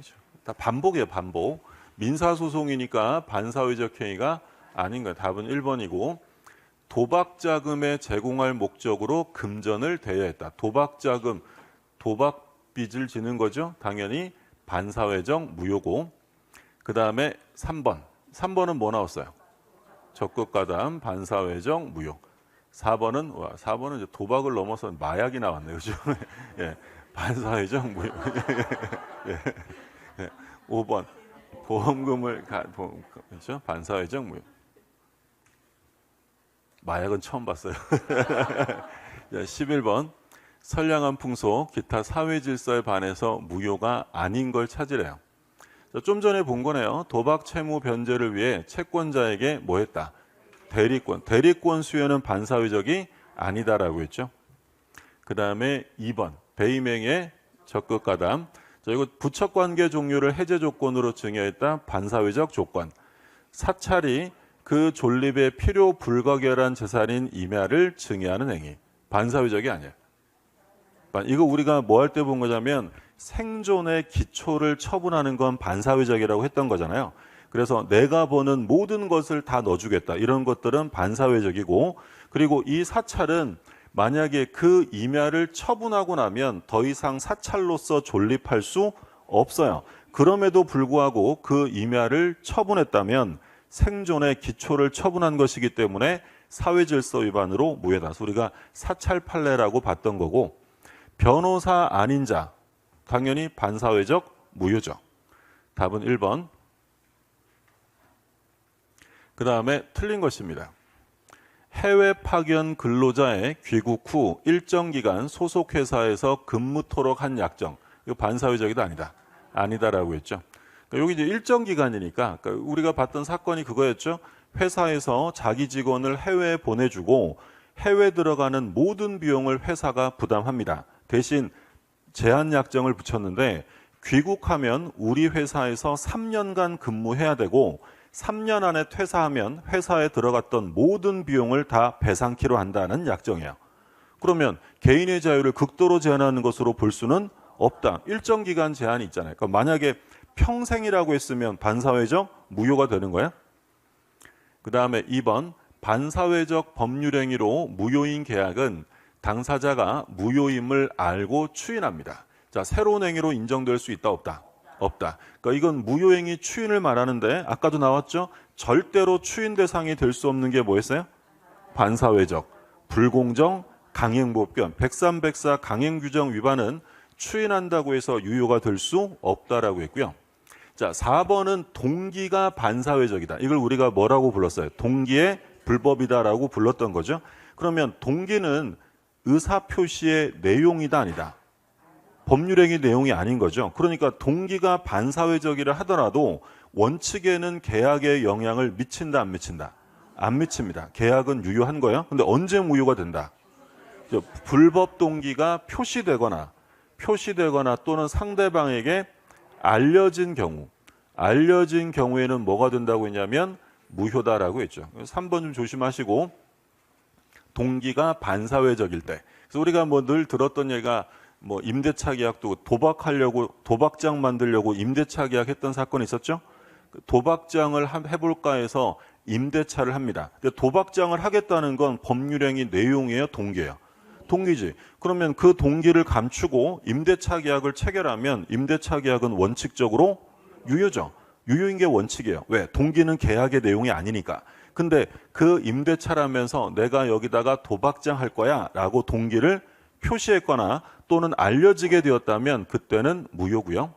자, 4번. 어느 법률행위가 선량한 풍속 기타 사회질서에 위반하는지는 특별한 사정이 없는 한 언제를 기준으로 판단한다. 법률행위 당시, 계약 체결 시가 기준이야. 그래서 만약에 읽어봤더니 계약 체결 후 이런 말이 써 있으면 이건 반사회적이 아니다라고 생각하시면 되고요. 자, 수사기관에서 뭐 했어요? 허위, 서수 나오면 볼 것도 없죠. 그럼 이 경우에는 반사회적형에 해당된다. 근데 이제 꼬드기는 말이 나오지. 대가가 적정하대요. 반사회적이다 아니다? 반사회적. 그러니까 수사기관에서 허위 진술하는 건 대가의 상당성 여부를 따지지 않고 그냥 반사회적 무효다. 근데 아까 대가가 적정하면 인정한다는 건 무슨 판례였어요? 증언. 구별하시고. 그러면 틀린 거니까 답은 5번이 되겠고요. 그 다음에 13번. 무효로 되는 걸 찾으래요. 자, 성립 과정의 강박. 반사회적이다 아니다? 아니고요. 그 다음에 전통사찰 또 나왔네요. 주지 임명행위 반사회적 아니고, 그 다음에 보험금을 부정취득한다 반사회적. 그 다음에 리을 뭐 있어요? 적극가담 반사회적. 디귿과 리을.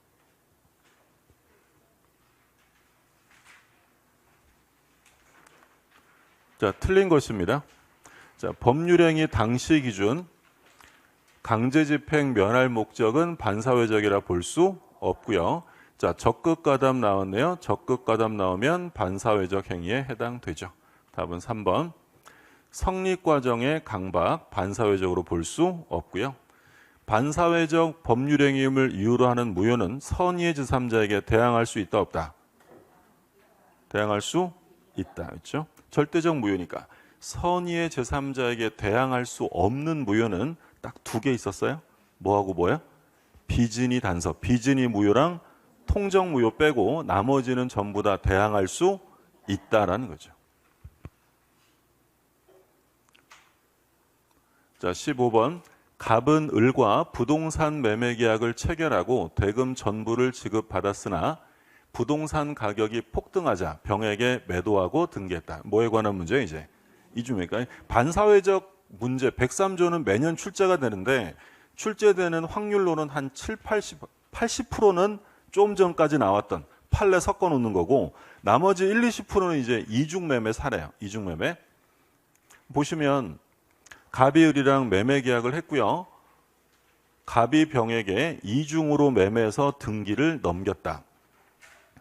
그러면 일단 이중매매를 논의한다는 건 갑이 계약금만 받은 상태에서는 문제되지 않는다고 이제. 계약금은 뭘로 추정한다?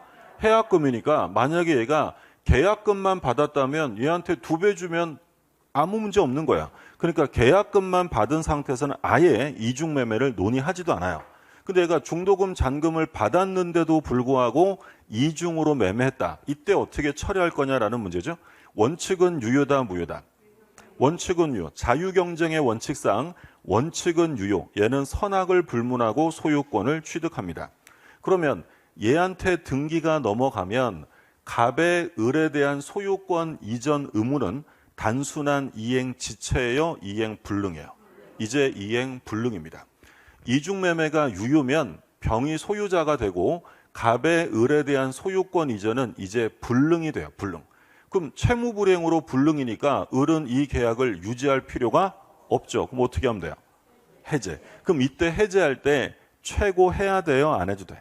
안 해도 돼요. 이건 불능이잖아요. 불능이니까 최고, 이행기, 제공 다 필요 없고요. 즉시 그냥 계약을 해제하면 돼요. 그래서 우리가 해제에서 공부한 것처럼 불능 나오면 최고, 이행기, 이행 제공 다 필요 없고요. 얘한테 등기 넘어가는 그 즉시 계약을 해제한다. 그리고 손해배상을 청구해야죠. 그러면 을은 갑에게 채무불행에 의한 손해배상 채권을 가져요. 그러면 을은 이 손해배상 채권을 가지고 유치권을 행사할 수 있다, 없다? 없죠. 을은 손해배상 채권을 가지고 유치권 행사가 될 수 없다. 그러니까 이제 이 얘기죠. 을이 대금을 내고요. 일단 인도는 받았어요. 인도는 받았는데 등기가 누구한테 갔다? 병. 그럼 병이 내 거 줘라고 인도를 청구하면 을은 야, 나 손해배상 받을 거 있는데 손해배상 안 해주면 이거 아무한테도 못 줘라고 유치권 행사할 수 없다는 거야. 왜 없다는 거야? 손해배상 채권과 목적물은 뭐가 없다? 결련성이 없는 거죠. 만약에 이 손해배상 채권이 목적물의 하자로부터 발생했다면 유치권 행사할 수 있어요. 근데 이 손해배상 채권은 목적물에서 나온 게 아니라 갑의 의무 위반에서 나왔기 때문에 목적물과는 결련성이 인정되지 않습니다. 그러니까 이중매매가 유효할 때는 뭐 이게 끝이고요. 그럼 이제 문제는 반사회적인 경우. 그 반사회적인 경우라는 건 병이 단순히 알고 있는 정도가 아니라 뭐예요? 적극 가담했다. 적극 가담했다, 적극 요청했다, 권유했다. 다 똑같은 말입니다. 그러니까 우리 시험에서는 늘 적극 가담이란 말을 쓰지만 다른 시험에서는 요청이라는 표현도 쓰고 권유라는 표현도 써요. 다 같은 얘기예요. 그럼 적극 가담이 나오면 볼 것도 없죠. 반사회적 무효입니다. 그럼 반사회적 무효가 되면 을은 등기를 받아올 수 있게 됐죠. 이게 무효니까. 그럼 제일 기본은 얘가 등기 받아오려면 이 등기부터 어떻게 해야 돼요? 말소해야죠. 그러면 을이 병에게 직접 말소를 구한다, 갑을 대위해야 된다. 직접 말소는 안 되고 대위해야죠. 왜 그렇다고 했냐면 얘가 가지는 등기 청구권의 성질은 뭐다? 채권이잖아요. 그러면 자기 상대방은 갑이지 병이 아니기 때문에 병에게 직접 말소를 구할 수는 없다. 두 번째, 얘가 등기 청구권을 가지고 있는데 너희들의 이중매매는 나의 채권을 침해하는 것이야 라고 하면서 채권자 취소권 행사할 수 있다 없다? 없다라고 했죠. 그러니까 늘 얘기하지만 우리 시험에서 채권자 취소권이 딱 두 번 나온다 그랬어요. 이중매매에서는 뭐라고 꼬드겨도 무조건 안 되는 거고요. 어디서 또 나와요? 통정오의 표시. 통정오의 표시는 무효라 하더라도 채권자 취소의 대상이 된다는 거 딱 두 번 나옵니다. 그러면 얘네들이요, 적극가담해서 무효가 됐단 말이에요. 그럼 얘네들이 무효인 걸 알고 이 매매를 추인하면 새로운 행위로 인정된다 안 된다? 얘들이 무효인 걸 알고 추인하면 새로운 행위로 될까 안 될까? 안 돼. 왜 안 돼요? 103조잖아 103조. 절대로 추인 안 되는 게 뭐라고요? 반사회적, 불공정, 강행법규. 103조 위반은 추인한다고 해서 유효가 될 수 없는 거죠. 당연하죠. 무효 사유가 제거되어 있질 않잖아요. 첩계약을 체결하고 첩계약이 무효인 걸 알고 추인한다고 새로운 첩계약으로 인정해 줄 수는 없는 거지. 사회질서 위반은 그대로 남아 있는 거예요. 불공정행위도 마찬가지. 불공정행위라는 건 가격차가 어떻게 돼요? 현저한 불균형이에요. 그럼 현저한 불균형 상태인데 그걸 알고 추인한다고 유효로 해줄 수는 없는 거지. 대신 가격을 좀 낮춰서 유효한 계약으로 뭐 할 수는 있다. 전환은 되지만 추인은 안 되는 거고요. 자, 그 다음에 얘가 적극 가담했다는 건 병의 입장에서 의뢰 등기 청구권이 있다는 사실을 안 거예요, 모른 거야? 안 거지. 야, 걱정 마. 내가 책임질 테니까 나한테 팔아라고 꼬드긴 거잖아요. 그럼 병은 의뢰 채권이 있다는 걸 알고 침해할 의도가 있었기 때문에 을은 병에게 불법행위 손해배상은 청구할 수 있다라고 했어요. 또 이제 본 거. 병이 적극 가담했는데 나중에 봤더니 얘가 대리인이에요. 대리인. 근데 본인은 몰랐대. 소유권 본인이 취득할 수 있다 없다? 없죠. 그래서 병이 A의 대리인으로 가담을 했는데 본인은 몰랐대요. 그래도 무효지. 왜 그렇다고 했냐면 우리 민법상 대리인을 통한 법률행위라면 의사표시의 흠결이나 하자는 누가 다 기준이다. 대리인. 본인이 아니고 대리인. 그래서 우리 그런 거 봤잖아요. 만약에 본인은 착오가 있었는데 대리인은 착오가 없었어요. 취소할 수 있다 없다? 본인은 착오가 있었는데 대리인은 착오가 없었어요. 취소할 수 있다 없다? 없는 거예요. 그렇죠? 누가 사기당했어야 취소합니까? 대리인. 그렇죠? 본인을 보는 순간 틀리는 거예요. 전부 다 대리인. 그렇죠? 비진인지 아닌지는 누구를 기준으로 따진다? 대리인이요. 그래서 딱 하나만 기억하시라고 했지. 본인 기준 딱 하나. 뭐 있었어요? 궁박. 불공정행위에서 궁박 빼고 나머지는 다 대리인입니다. 자, 마지막으로 병이 정한테 팔았는데 이 정은 이게 적극 가담된 거 몰랐대요. 자, 그럼 얘는 소유권 취득할 수 있다 없다? 없어요. 그래서 이 정은 유효를 주장할 수 없다라고 했죠. 이게 이제 이중매매가 반사회적일 때 발생하는 문제죠. 그러면 문제 보죠. 근데 지금 문제를 15번 문제를 읽어봤더니 적극 가담이란 말이 있어요 없어요? 없어요. 그럼 일단 이중매매는 유효입니다. 유효. 이중매매라는 사실만으로 갑병 간의 계약이 무효로 되는 것은 아니다. 유효합니다. 2번 갑병 간의 계약이 유효하면 특별한 사정이 없는 한 갑의 을에 대한 소유권 이전 의무는 뭐가 됐다? 불능이 된다. 3번 갑병 간의 계약이 무효가 아닌 한 먼저 소유권 이전 등기를 마친 병이 소유권을 취득한다. 그렇고요. 4번 병이 갑을 간의 계약이 체결되었다는 걸 알고 있었대요. 상관없죠. 그래도 뭐다?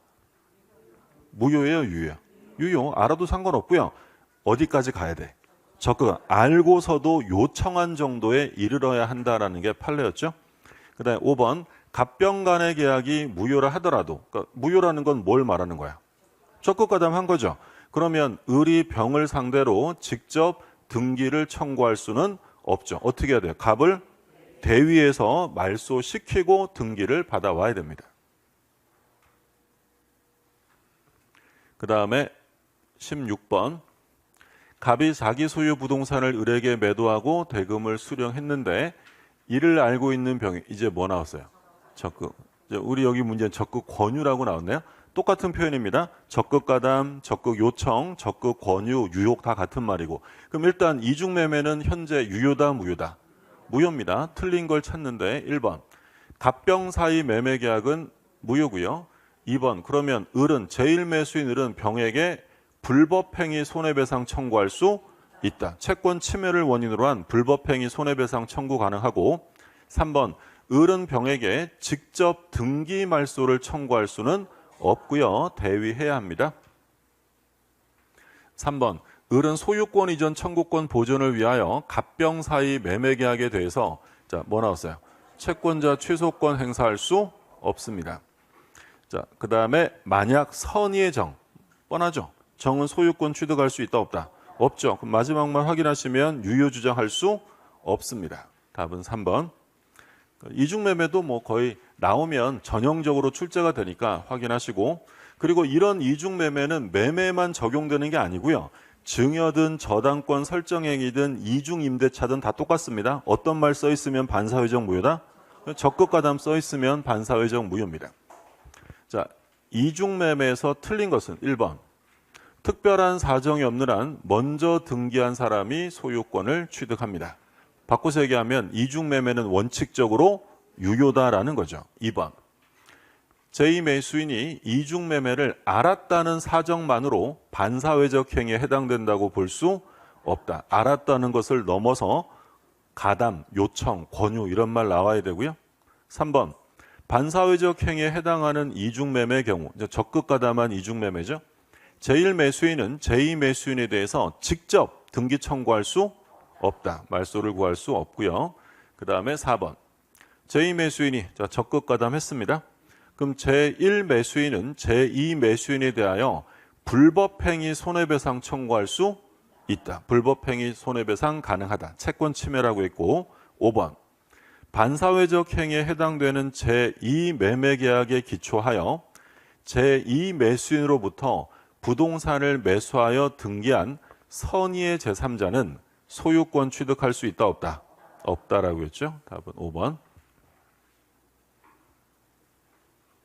그러니까 사례 문제가 더 어떻게 보면 더 쉬워요. 사례 문제는 정이 나올 거 아니야. 병이 정에게 팔았다면 정이 취득하느냐 이거를 물을 텐데 사례 문제가 아니면 말이 많아지잖아요. 뭐 제2매수인으로부터 제3자 이런 말 나오고 그러니까 항상 사례랑 같이 연결해서 이해해 두셔야 되고요. 그 다음에 갑은 자기 부동산을 을에게 매도하고 계약금 중도금 받았고요. 자, 뭐 나왔어요? 적극 가담. 그럼 뭐 내용은 똑같으니까 바로 뭐 을에게 인정되는 권리를 찾으래. 을이 누구예요? 제1매수인입니다. 그럼 기억, 갑병 사이 매매 계약에 대한 채권자 취소권 된다 안 된다? 그런 거 없어요. 자, 2번. 병한테 소유권 이전 등기해 주세요 할 수 있다 없다? 없죠. 을이랑 병은 아무 계약도 한 사람이 아니니까 등기 말소하고 갑에게 등기 받아오고요. 병에게 불법행위 손해배상은 청구할 수 있고요. 리얼 갑을 대위에서 직접은 안 되고 대위에서 등기 말소를 청구할 수 있다. 되는 건 디귿과 리얼. 자, 여기까지가 이제 103조. 그다음에 이제 104조 불공정. 일단 이 불공정행위라는 것은 103조와 독립된 규정이 아니라 얘는 그냥 103조의 일부입니다. 103조의 예를 들어둔 규정이다. 그러니까 당연히 성질은 103조와 동일한 걸 기본으로 합니다. 그러니까 이제 보시면 갑이랑 을이 매매 계약을 했는데 갑이 상태가 궁박, 경솔 또는 무경험의 상황이었고요. 을이 단순히 그 사실을 알고 있는 정도가 아니라 뭐 한 거야? 이용해 먹었죠. 이용해서 5억짜리 부동산을 1억 원에 산 거야. 무효죠, 무효. 그럼 이런 불공정위가 성립하려면 요건을 보시면 일단 뭐 의의는 폭리 방지가 의의고요. 그러면 이 경우에 이 불공정으로 무효가 되면 당연히 소유권은 누구한테 있는 거야? 갑에게 있는 거지. 그러면 이 병은 소유권을 취득할 수 있느냐라고 물으면 할 수 있어 없어요? 다른 말로 바꿔볼까요? 갑은 불공정 무효를 가지고 선의의 제3자에게 대항할 수 있다예요? 대항할 수 없다요? 자, 우리가 민법에서 제3자에게 대항할 수 없는 건 딱 두 개가 있다 그랬어요. 비진이랑 통정. 자, 그러면 대항할 수 있다요? 없다요? 있다. 아직까지 없다 이러고 없는 건 딱 두 개라고. 비진이랑 통정. 얘 보호 안 됩니다. 절대적 무효가 원칙이기 때문에 선의 3자에게 대항할 수 있다. 자, 뭐 의의는 폭리 규제라고 했고, 자, 요건, 객관적인 요건과 주관적인 요건이 있었는데, 객관적 요건이라는 것은 일단 현저한 불균형이 있어야 돼요. 가격차가 많이 나야죠. 그러면 이때 현저한 불균형이다라는 것은 당사자의 주관적 가치로 판단한다고 했어요. 객관적으로 판단해요. 객관적. 그래서 객관적 가치에 따르는 거고 주관적 가치에 따라 판단한다라고 하면 틀립니다. 언제가 기준이에요? 법률이니까 계약 체결 시가 기준이지 이행기를 기준으로 하는 것이 아니다라고 했어요. 그러니까 결국에는 법원이 그냥 알아서 다 하겠다는 거죠. 그러니까 우리 판례가 뭐라고 했냐면 몇 배 이상이면 현저하다 라고 하면 안 된다 그랬죠. 산술적으로 배율적으로 판단할 문제가 아니라 이게 2배일 때도 있고 3배일 때도 있고 법원이 알아서 객관적으로 판단하게 됩니다. 주관적인 요건으로 당사자의 궁박, 경솔, 무경험을 적극 이용해 먹을 의도가 있어야 되는데 일단 궁박은 경제적 원인에 국한하는 것은 아니죠. 정신적, 심리적 원인이 모두 들어간다. 그러면 어떤 사람이 자기 명예가 손상될까 봐 싸게 팔아줬대요. 궁박이 아니에요. 궁박, 명예 손상은 경제적 원인은 아니지만 정신적, 심리적 원인에 들어가고요. 자, 무경험 시험에 잘 나왔죠. 무경험은 특정 거래 영역에서의 무경험이에요. 일반 거래 경험이에요. 일반 거래 경험이지 특정 거래 영역이라고 써 있으면 틀리고요. 그리고 또는이지 그리고가 아니라 셋 다 갖출 필요는 없죠. 셋 중에 하나면 돼요.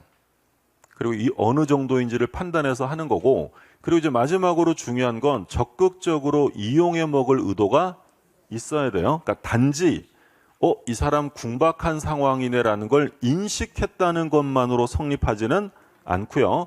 그러니까 이용 의도를 우리가 다른 말로 뭐라고 표현했냐면 폭리 행위에 악의가 있어야 한다라는 표현 같은 말이에요.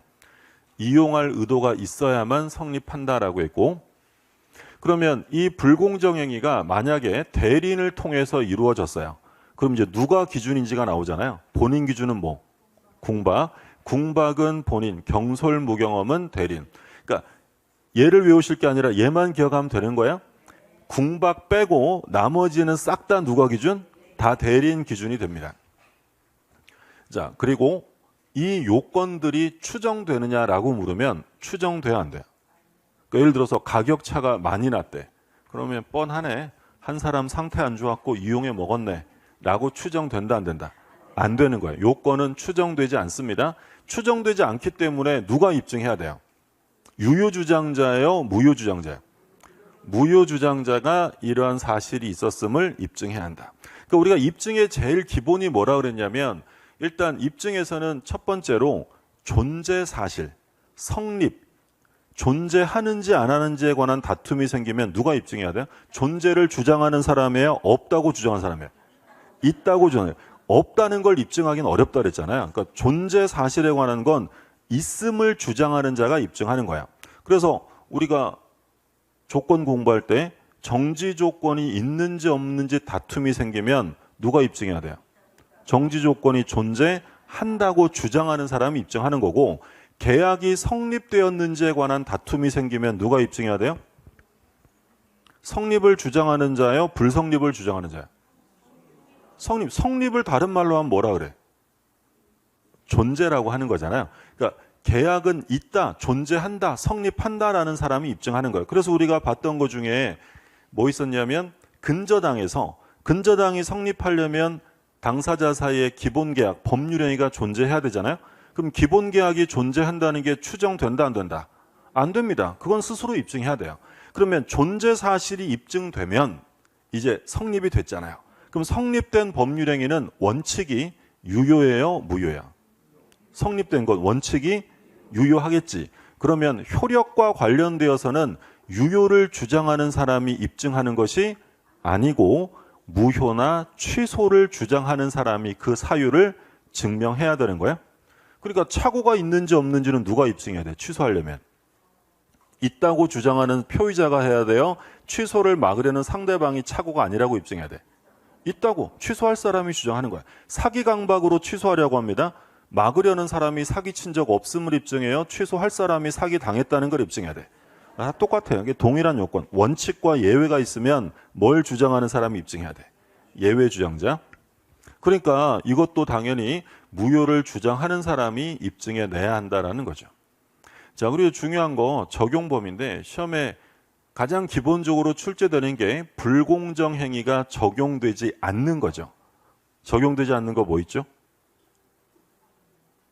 그러니까 우리가 불공정이다라고 하려면 갑이랑 을이 급부를 서로 해줘. 갑이 을에게 A를 줬고 을은 갑에게 B를 줬는데 얘네들 가격 차가 현저하면 이게 불공정이잖아요.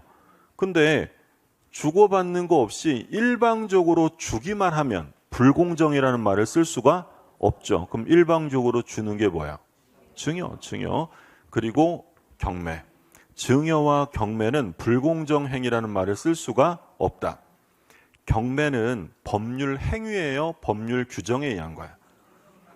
이건 법률 규정이죠. 우리가 187조 법률 규정에 의한 변동할 때 상속, 공용징수, 판결 뭐 나와요?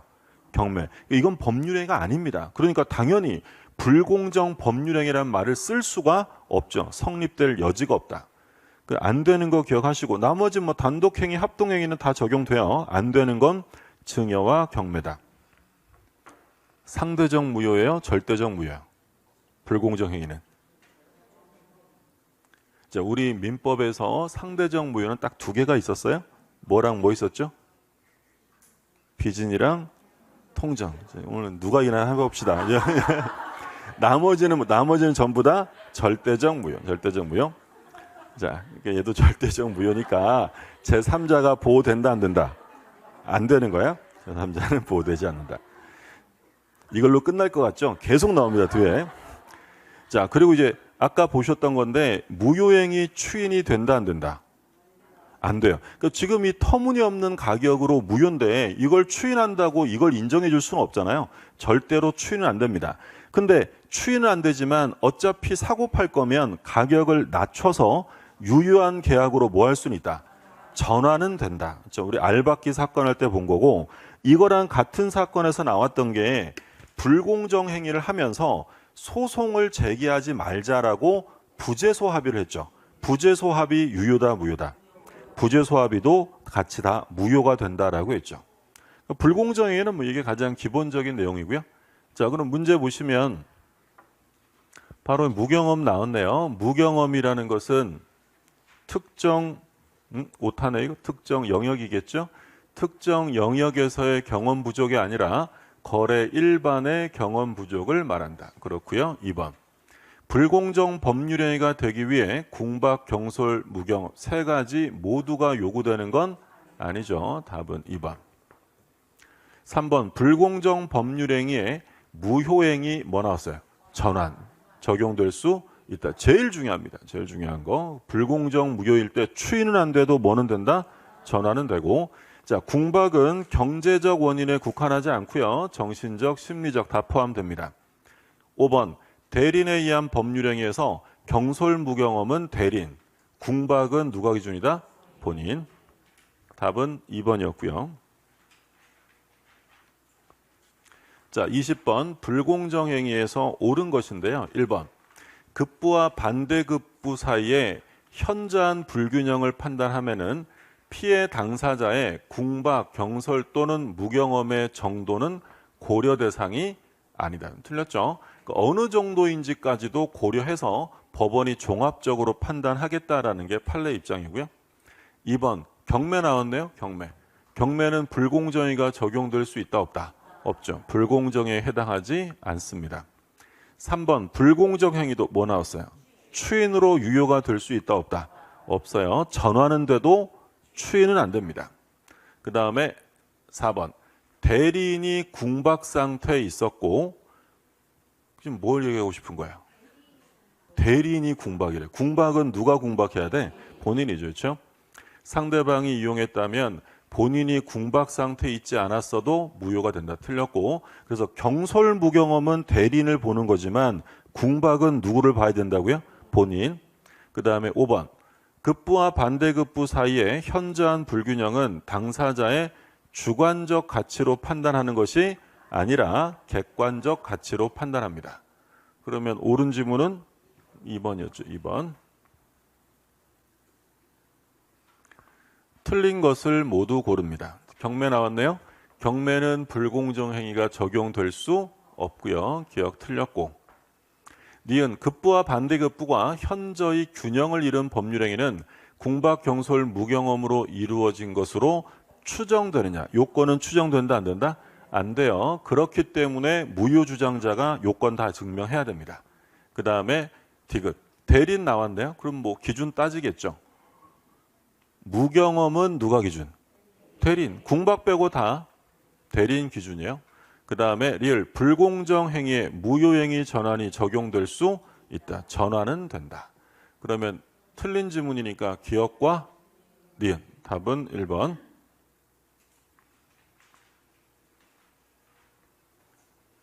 자, 22번입니다. 옳은 것은 급부와 반대급부 사이의 불균형 판단할 때 당사자의 궁박, 경솔 또는 무경험의 정도는 고려함 없이 고려해야 한다고 했죠. 뒤에는 맞습니다. 객관적 가치로 판단하는 건 맞고. 그 다음 2번. 불공정 행위가 대리인에 의해 이루어진 경우 궁박은 누가 기준? 본인. 경솔 들어가면 안 되죠. 경솔, 무경험은 대리인. 그 다음에 3번. 불공정 행위가 성립하기 위해서 폭리자에게 피해 당사자의 궁박, 경솔 또는 무경험에 대한 인식과 이를 이용하려는 의사가 있어. 그래서 중요한 말이 뭐예요?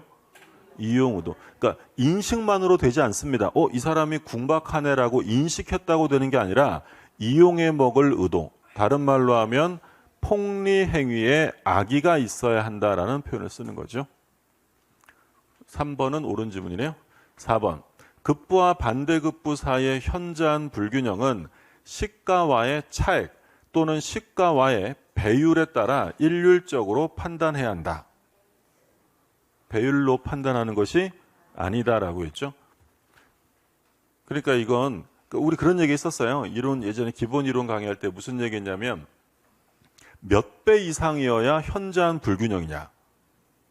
그런 건 없다라고 했어요. 그러니까 그때 무슨 얘기했냐면 예를 들어 2만 원짜리를 만 원에 산 거랑 200억짜리를 100억에 산 건 느낌이 같아요, 달라요?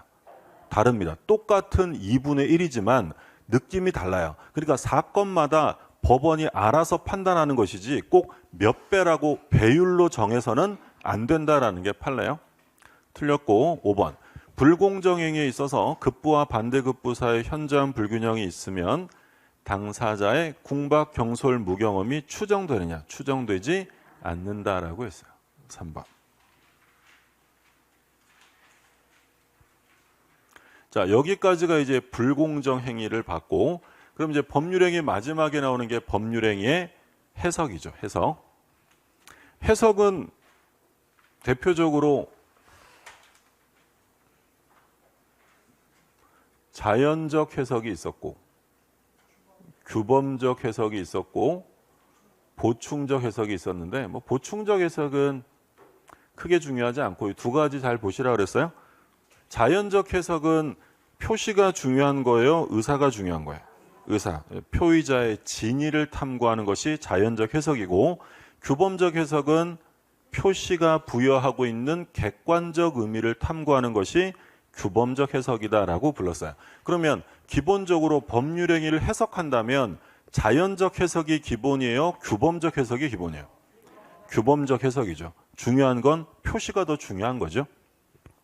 그러면 1번 법률행위 해석이란 당사자가 그 표시행위에 부여한 객관적 의미를 명확하게 확정하는 것을 말한다. 이게 바로 무슨 해석이에요?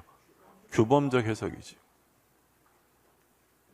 그 다음 2번 자연적 해석이란 표의자의 진위를 밝히는 것으로 가장 중요한 게 바로 뭐였어요? 오표시 무의 원칙. 이게 대표적인 자연적 해석이죠. 3번 계약사항에 대한 이의가 생겼을 때에는 일방 당사자 해석에 따른다는 계약서상의 조항은 법원의 해석권을 구속한다. 틀렸죠? 그러니까 해석은 누가 하는 거라 그랬죠? 법원이 하는 거예요. 법원. 법원의 해석권을 당사자가 약정으로 배제할 수 없다. 그러니까 매매계약하면서 특약사항을 달았어요. 이의가 있으면 매도인의 해석에 따른다라고 특약을 했다면 매도인이 해석해요? 법원이 하는 거예요. 법원이 하는 거지 약정으로 해석권을 배제할 수 없습니다. 4번 계약 당사자가 누구인지는 계약에 관하여 당사자 의사 해석의 문제이다. 당사자 확정이죠. 당사자를 확정하는 건 어떤 문제라고 했냐면 의사표시, 법률행위, 해석의 문제로 귀결된다라는 게 판례였죠. 당사자를 확정한다. 그건 법률행위, 의사표시, 해석의 문제인데 우리가 봤던 게 이거였죠. 갑이랑 을이 계약을 했어요. 그러면 이제 갑이 계약을 하면서 계약서에다가는 지 이름을 안 쓰고 누구 이름 쓴 거예요? A. 행위자는 갑인데 명의자는 A인 거야. 그러면 을과 계약을 한 당사자가 행위자 갑이냐 아니면 계약서에 써 있는 명의자 A냐 이게 문제된 사건이었죠. 그러면 갑이 계약을 하면서 당사자는 나야 또는 A야 라고 의사의 일치가 있었다면 뭐에 따르면 돼요? 의사에 따르면 되지. 근데 문제는 의사의 일치가 없었어요. 누구를 당사자로 할지 안 정했단 말이에요. 그러면 누구 입장에서 해석한다 그랬어요? 을. 상대방이 합리적인 사람이라면 누구와 계약을 했을까를 가지고 판단해야 한다는 게 판례였죠. 그러니까 우리가 봤던 사건이 뭐였었냐면 요 행위자 갑이 옛날 그 50 정권의 실세였어요. 정권 실세가 계약을 하면서 자기 이름을 드러내기 좀 그래서 조카 이름으로 계약서를 쓴 거야. 그러면 계약을 할 때 내가 당사자야 아니면 내 조카 계약이야 라고 의사의 합의가 있으면 거기 따르면 돼요. 근데 문제가 누구를 당사자로 한다는 말이 없었던 거야. 그러면 우리가 을의 입장이라면 누구랑 계약했다고 생각했겠어요? 정권 실세겠어요? 아니면 어서 보도 못한 오촌 조카겠어요? 정권 실세겠지. 그러니까 얘가 합리적인 사람이라면 누구랑 계약을 했을까를 가지고 따져야 되는 거고 이것도 결국에는 법률행위 해석의 문제다라는 게 판례예요. 그 얘기죠. 당사자가 누구인지는 해석의 문제이다. 그래서 당사자를 확정 짓고 계약의 효력을 논의해야 한다는 거야. 자, 5번. 타인 명의로 계약을 체결한 경우. 지금 방금 보신 거네요. 자기 이름으로 안 하고 남의 이름으로 계약을 했을 때 계약 체결한 자와 상대방의 의사가 어때요? 일치했대요. 그럼 뭐에 따르면 돼요? 그 의사대로 확정하면 되고 일치가 안 되면 누구 입장에서? 상대방 입장에서 판단하면 된다. 그 얘기고.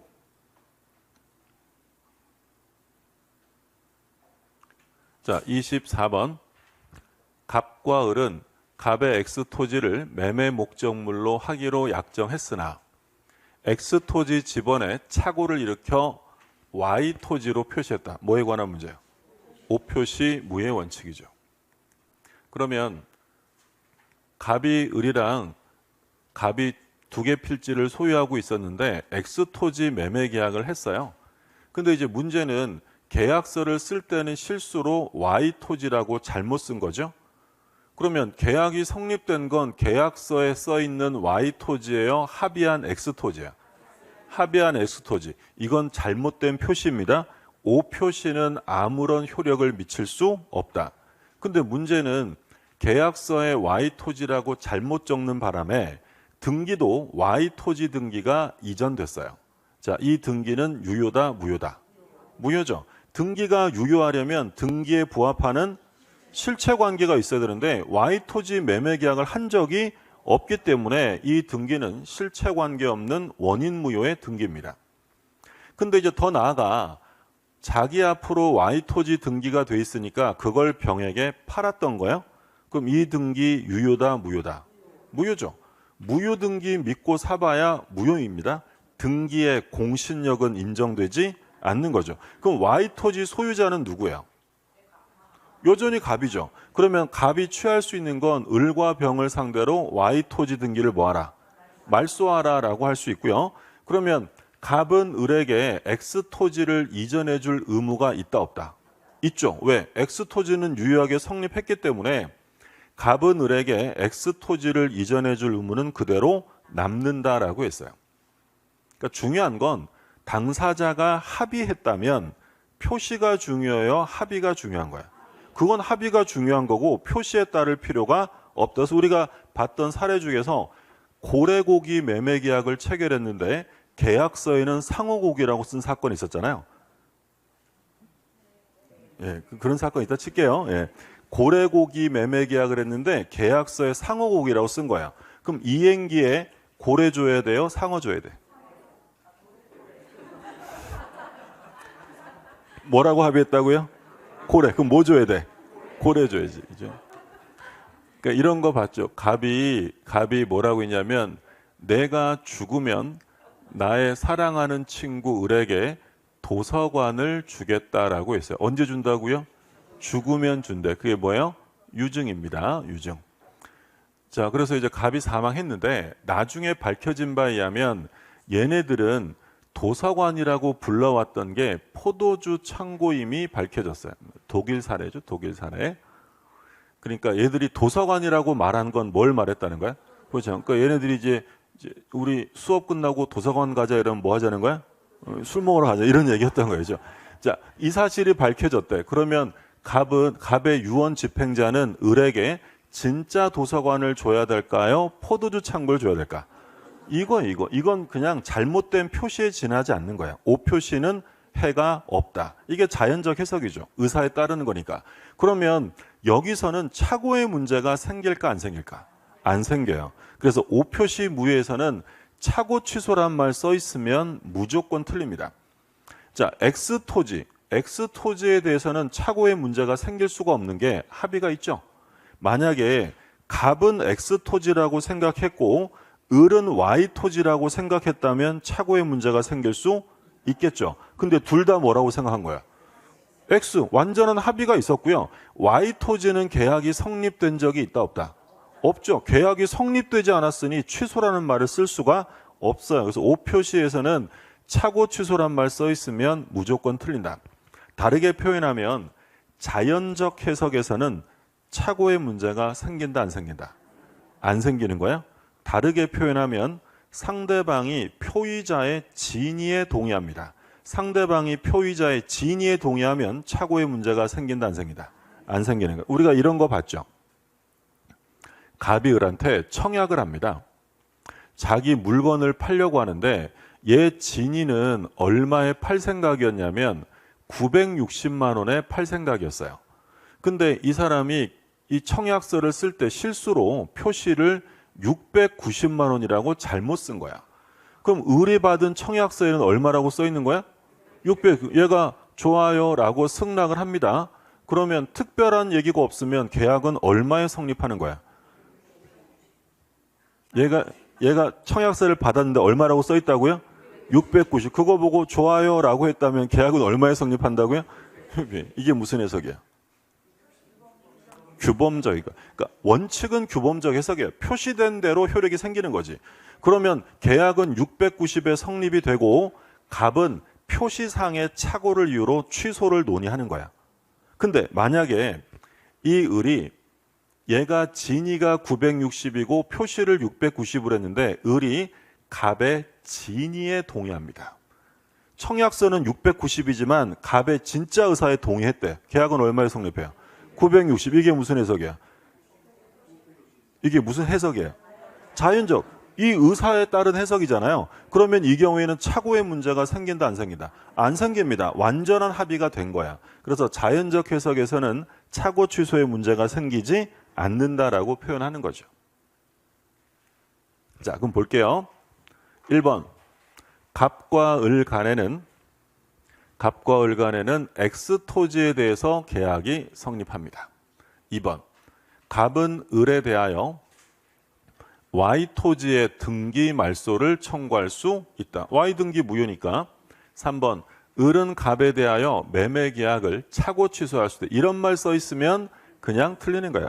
자연적 해석에서 오표시 무효에서는 착오 취소란 말이 나올 수 없습니다. 4번. 갑은 을에 대하여 X 토지에 대해 등기를 해줄 의무가 있다. 어디에 대해서는 성립한 거야? X 토지에 대해서는 성립했기 때문에 등기 의무가 그대로 있는 것이고요. 만일 병이 선의의 을로부터 Y 토지 등기를 경료받았대. 소유권 취득할 수 있다 없다? 없죠. Y 등기는 유효다 무효다? 무효니까 취득할 수 없다. 답은 3번이 되겠고요. 자, 여기까지가 법률행위고 좀 쉬었다가 의사표시 들어가죠.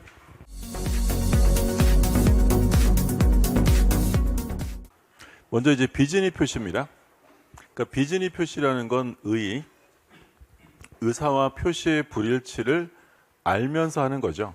만약에 의사와 표시의 불일치를 모르고 하면 그건 뭐예요? 착오지, 착오. 착오라는 건 내가 알았으면 그렇게 안 했을 텐데라는 게 착오이고, 비진의는 표의자가 불일치하는 걸 알면서도 하는 거야. 그럼 여기서 이제 진의에 대한 개념, 진의라는 것은 표의자가 특정한 의사 표시를 하고자 하는 생각, 의사를 말하는 것이지 진정으로 바라는 것, 원하는 것을 의미하는 것이 아니다. 그러니까 가끔 이제 진이냐 아니냐를 물어보는데, 만약에 지문에 뭐뭐 할 생각 없이 또는 뭐뭐 할 의사 없이 뭐 했다라고 써 있으면 이건 진이에요, 비진이에요? 뭐뭐 할 생각이 없는데 했다면 이게 비진인 거지. 비진이 진정으로 원하진 않았어도 그걸 할 생각이 있었다면 진이다, 비진이다? 그럼 진이인 거야. 그러니까 대표적으로 강박에 의한 증여를 합니다. 강박으로 증여했대. 진이에요, 비진이에요? 진이죠. 그러니까 이 경우에는 원하진 않았지만 증여를 한다는 내심상의 효과 의사가 인정되기 때문에 진이다. 그럼 예를 들어 근로자가 사직의 의사 없이 사직서를 냅니다. 진이에요, 비진이에요? 사직의 의사 없이 한 거니까 의사 없이 했다면 그건 뭐가 된다? 비진이다라는 거야. 자, 그럼 비진이가 성립하기 위한 요건은 일단 첫 번째, 의사표시가 있어야죠. 이때 의사표시란 법률 관계를 의욕하는 것만 말하고 명백한 사교적인 농담, 배우의 대사 이런 건 아예 의사표시가 아닙니다. 그러니까 법률 관계랑 관련 있는 것만 의사표시로 보는 거고요. 두 번째는 의사와 표시가 일치해요, 불일치해요? 불일치해야지. 그래야 하자가 있는 거죠. 불일치를 알고 한다, 모르고 한다? 알고. 모르면 뭐라고요? 차고. 모르면 차고. 알고 하는 거예요. 요건을 갖췄으니까 효과가 나오겠죠. 자, 효과는 원칙은 비진의 표시가 유효다, 무효다? 원칙은 유효. 표시된 대로 효력이 발생이 되죠. 자, 원칙은 유효고요. 그럼 유효가 되려면 상대방이 선이기만 하면 된다, 선이 무과실해야 된다? 선이 무과실. 상대방은 선이 무과실. 무효가 되는 경우가 언제였어요? 진이 아님을 알았거나 알 수도 있어요. 그러니까 상대방이 알았거나 설령 몰랐어도 알 수 있었다. 과실이 있으면 무효잖아요. 그럼 유효가 되려면 몰랐다고 땡이 아니라 뭐까지 갖춰라? 무과실까지 갖춰야 됩니다. 그럼 누가 입증해야 될까요? 유효, 무효에 관한 다툼이 생기면. 그 유효 주장자겠어요? 무효 주장자예요? 아까 우리 지난 시간에 유효냐 무효냐 다툼이 생기면 누가 입증한다고요? 무효 주장자 있죠. 그러니까 기본은 원칙이 유효잖아요. 예외 주장하는 사람이 입증하는 거예요.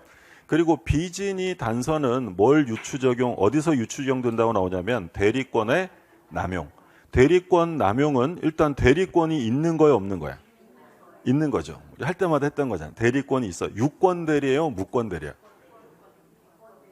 대리권이 있으니까 유권 대리겠지, 그죠? 자, 마지막. 우리 항상 여기서 틀렸어요. 권한 내요, 권한 초과요? 네. 예, 권한. 권한을 초과하면 그걸 우리가 무권 대리라고 부르잖아요. 그러니까 다 같은 말이에요. 대리권이 있고 권한 내고 권한이 초과되지 않았어야 돼. 그러니까 원칙은 본인이 책임을 진다, 안 진다? 유권 대리니까 책임 져야죠. 근데 언제나 지는 건 가혹하니까 이 규정을 유추 적용해서 상대방이 알았거나 알 수 있었다면 책임질 필요 없다. 우리 이런 거 봤잖아요. 갑이 있는데 갑이 을한테 대리인 나 집 좀 팔아줘 라고 대리권을 줬어요. 얘가 대리인입니다. 그래서 을이 병이랑 매매 계약을 했습니다. 그래서 이제 병이라는 사람이 요 대리인에게 매매 대금을 지급했어요. 그러면 매매 계약에 대리권이 있는 을은 대금을 수령할 권한이 있다 없다? 있죠. 우리 대리권 범위에서 제일 중요한 거죠. 그럼 대금을 수령할 권한이 있으니까 유권 대리입니다. 근데 을이요, 이 매매 계약을 체결하면서 이번에는 대금 받아서 내가 써야지 이러면서 돈 받고 들고 도망갔어요. 자, 그러면 갑은 원칙적으로 본인은 책임져야 돼, 안 져야 돼? 져야죠. 대리권 범위냐니까 얘한테 효과가 직접 미치는 거야. 근데 언제나 얘한테 책임지라고 하면 갑도 좀 딱하니까 뭘 유추 적용하겠다는 거야. 107조 비진이를 유추 적용해서 상대방이 이자가 대리권을 남용한다는 사실을 알았거나 또는 알 수 있었다면 본인에게 책임을 물을 수 없다. 이게 대리권 남용이고요. 대리권 남용 나오면 항상 뭐가 떠올라야 한다고 했냐면 비진이가 떠올라야 돼. 대리권 남용하면 상대방이 알았거나 알 수 있었다면 그때는 본인에게 효력이 귀속되지 않습니다. 자, 말씀드린 것처럼 무효주장자가 상대방의 악의 또는 과실을 증명해야 되고요. 증명하지 못하면 그냥 유효한 거죠. 그러면 적용 범위와 관련해서 일단 제3자 보호되죠?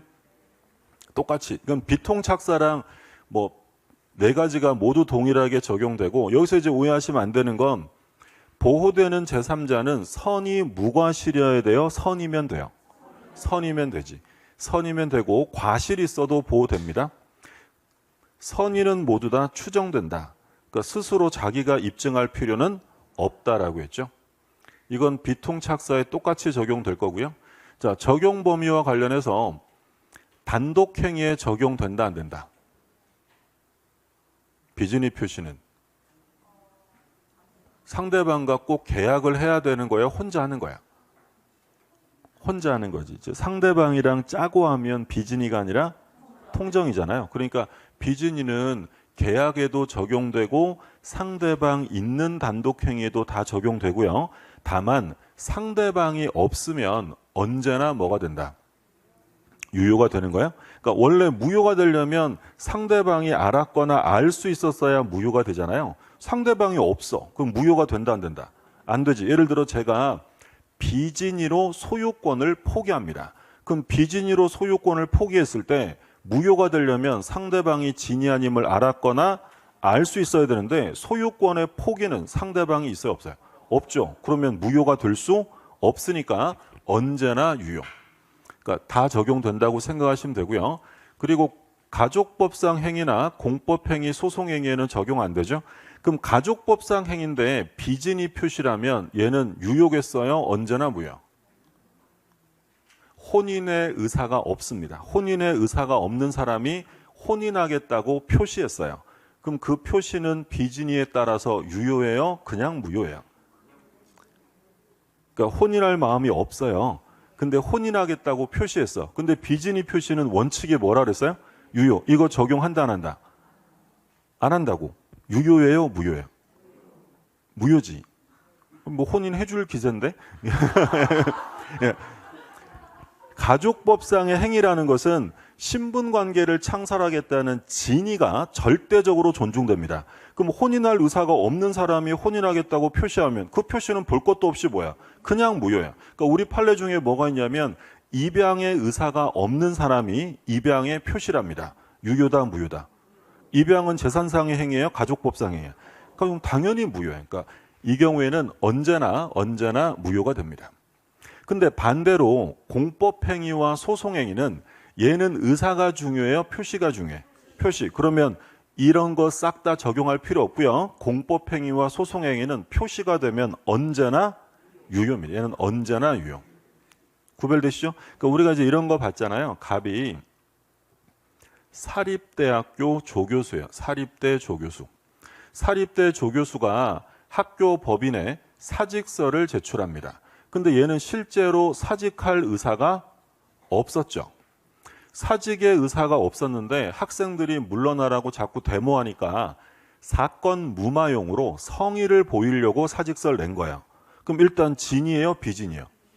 의사 없이 한 거니까 비진이잖아요. 그러니까 이 갑은 당연히 학교 법인에서 사직서를 반려해 줄 줄 알고 냈는데 예상과는 달리 사직서가 수리되었어요.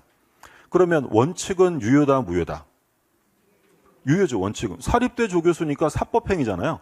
그럼 유효인데 언제 무효가 돼요?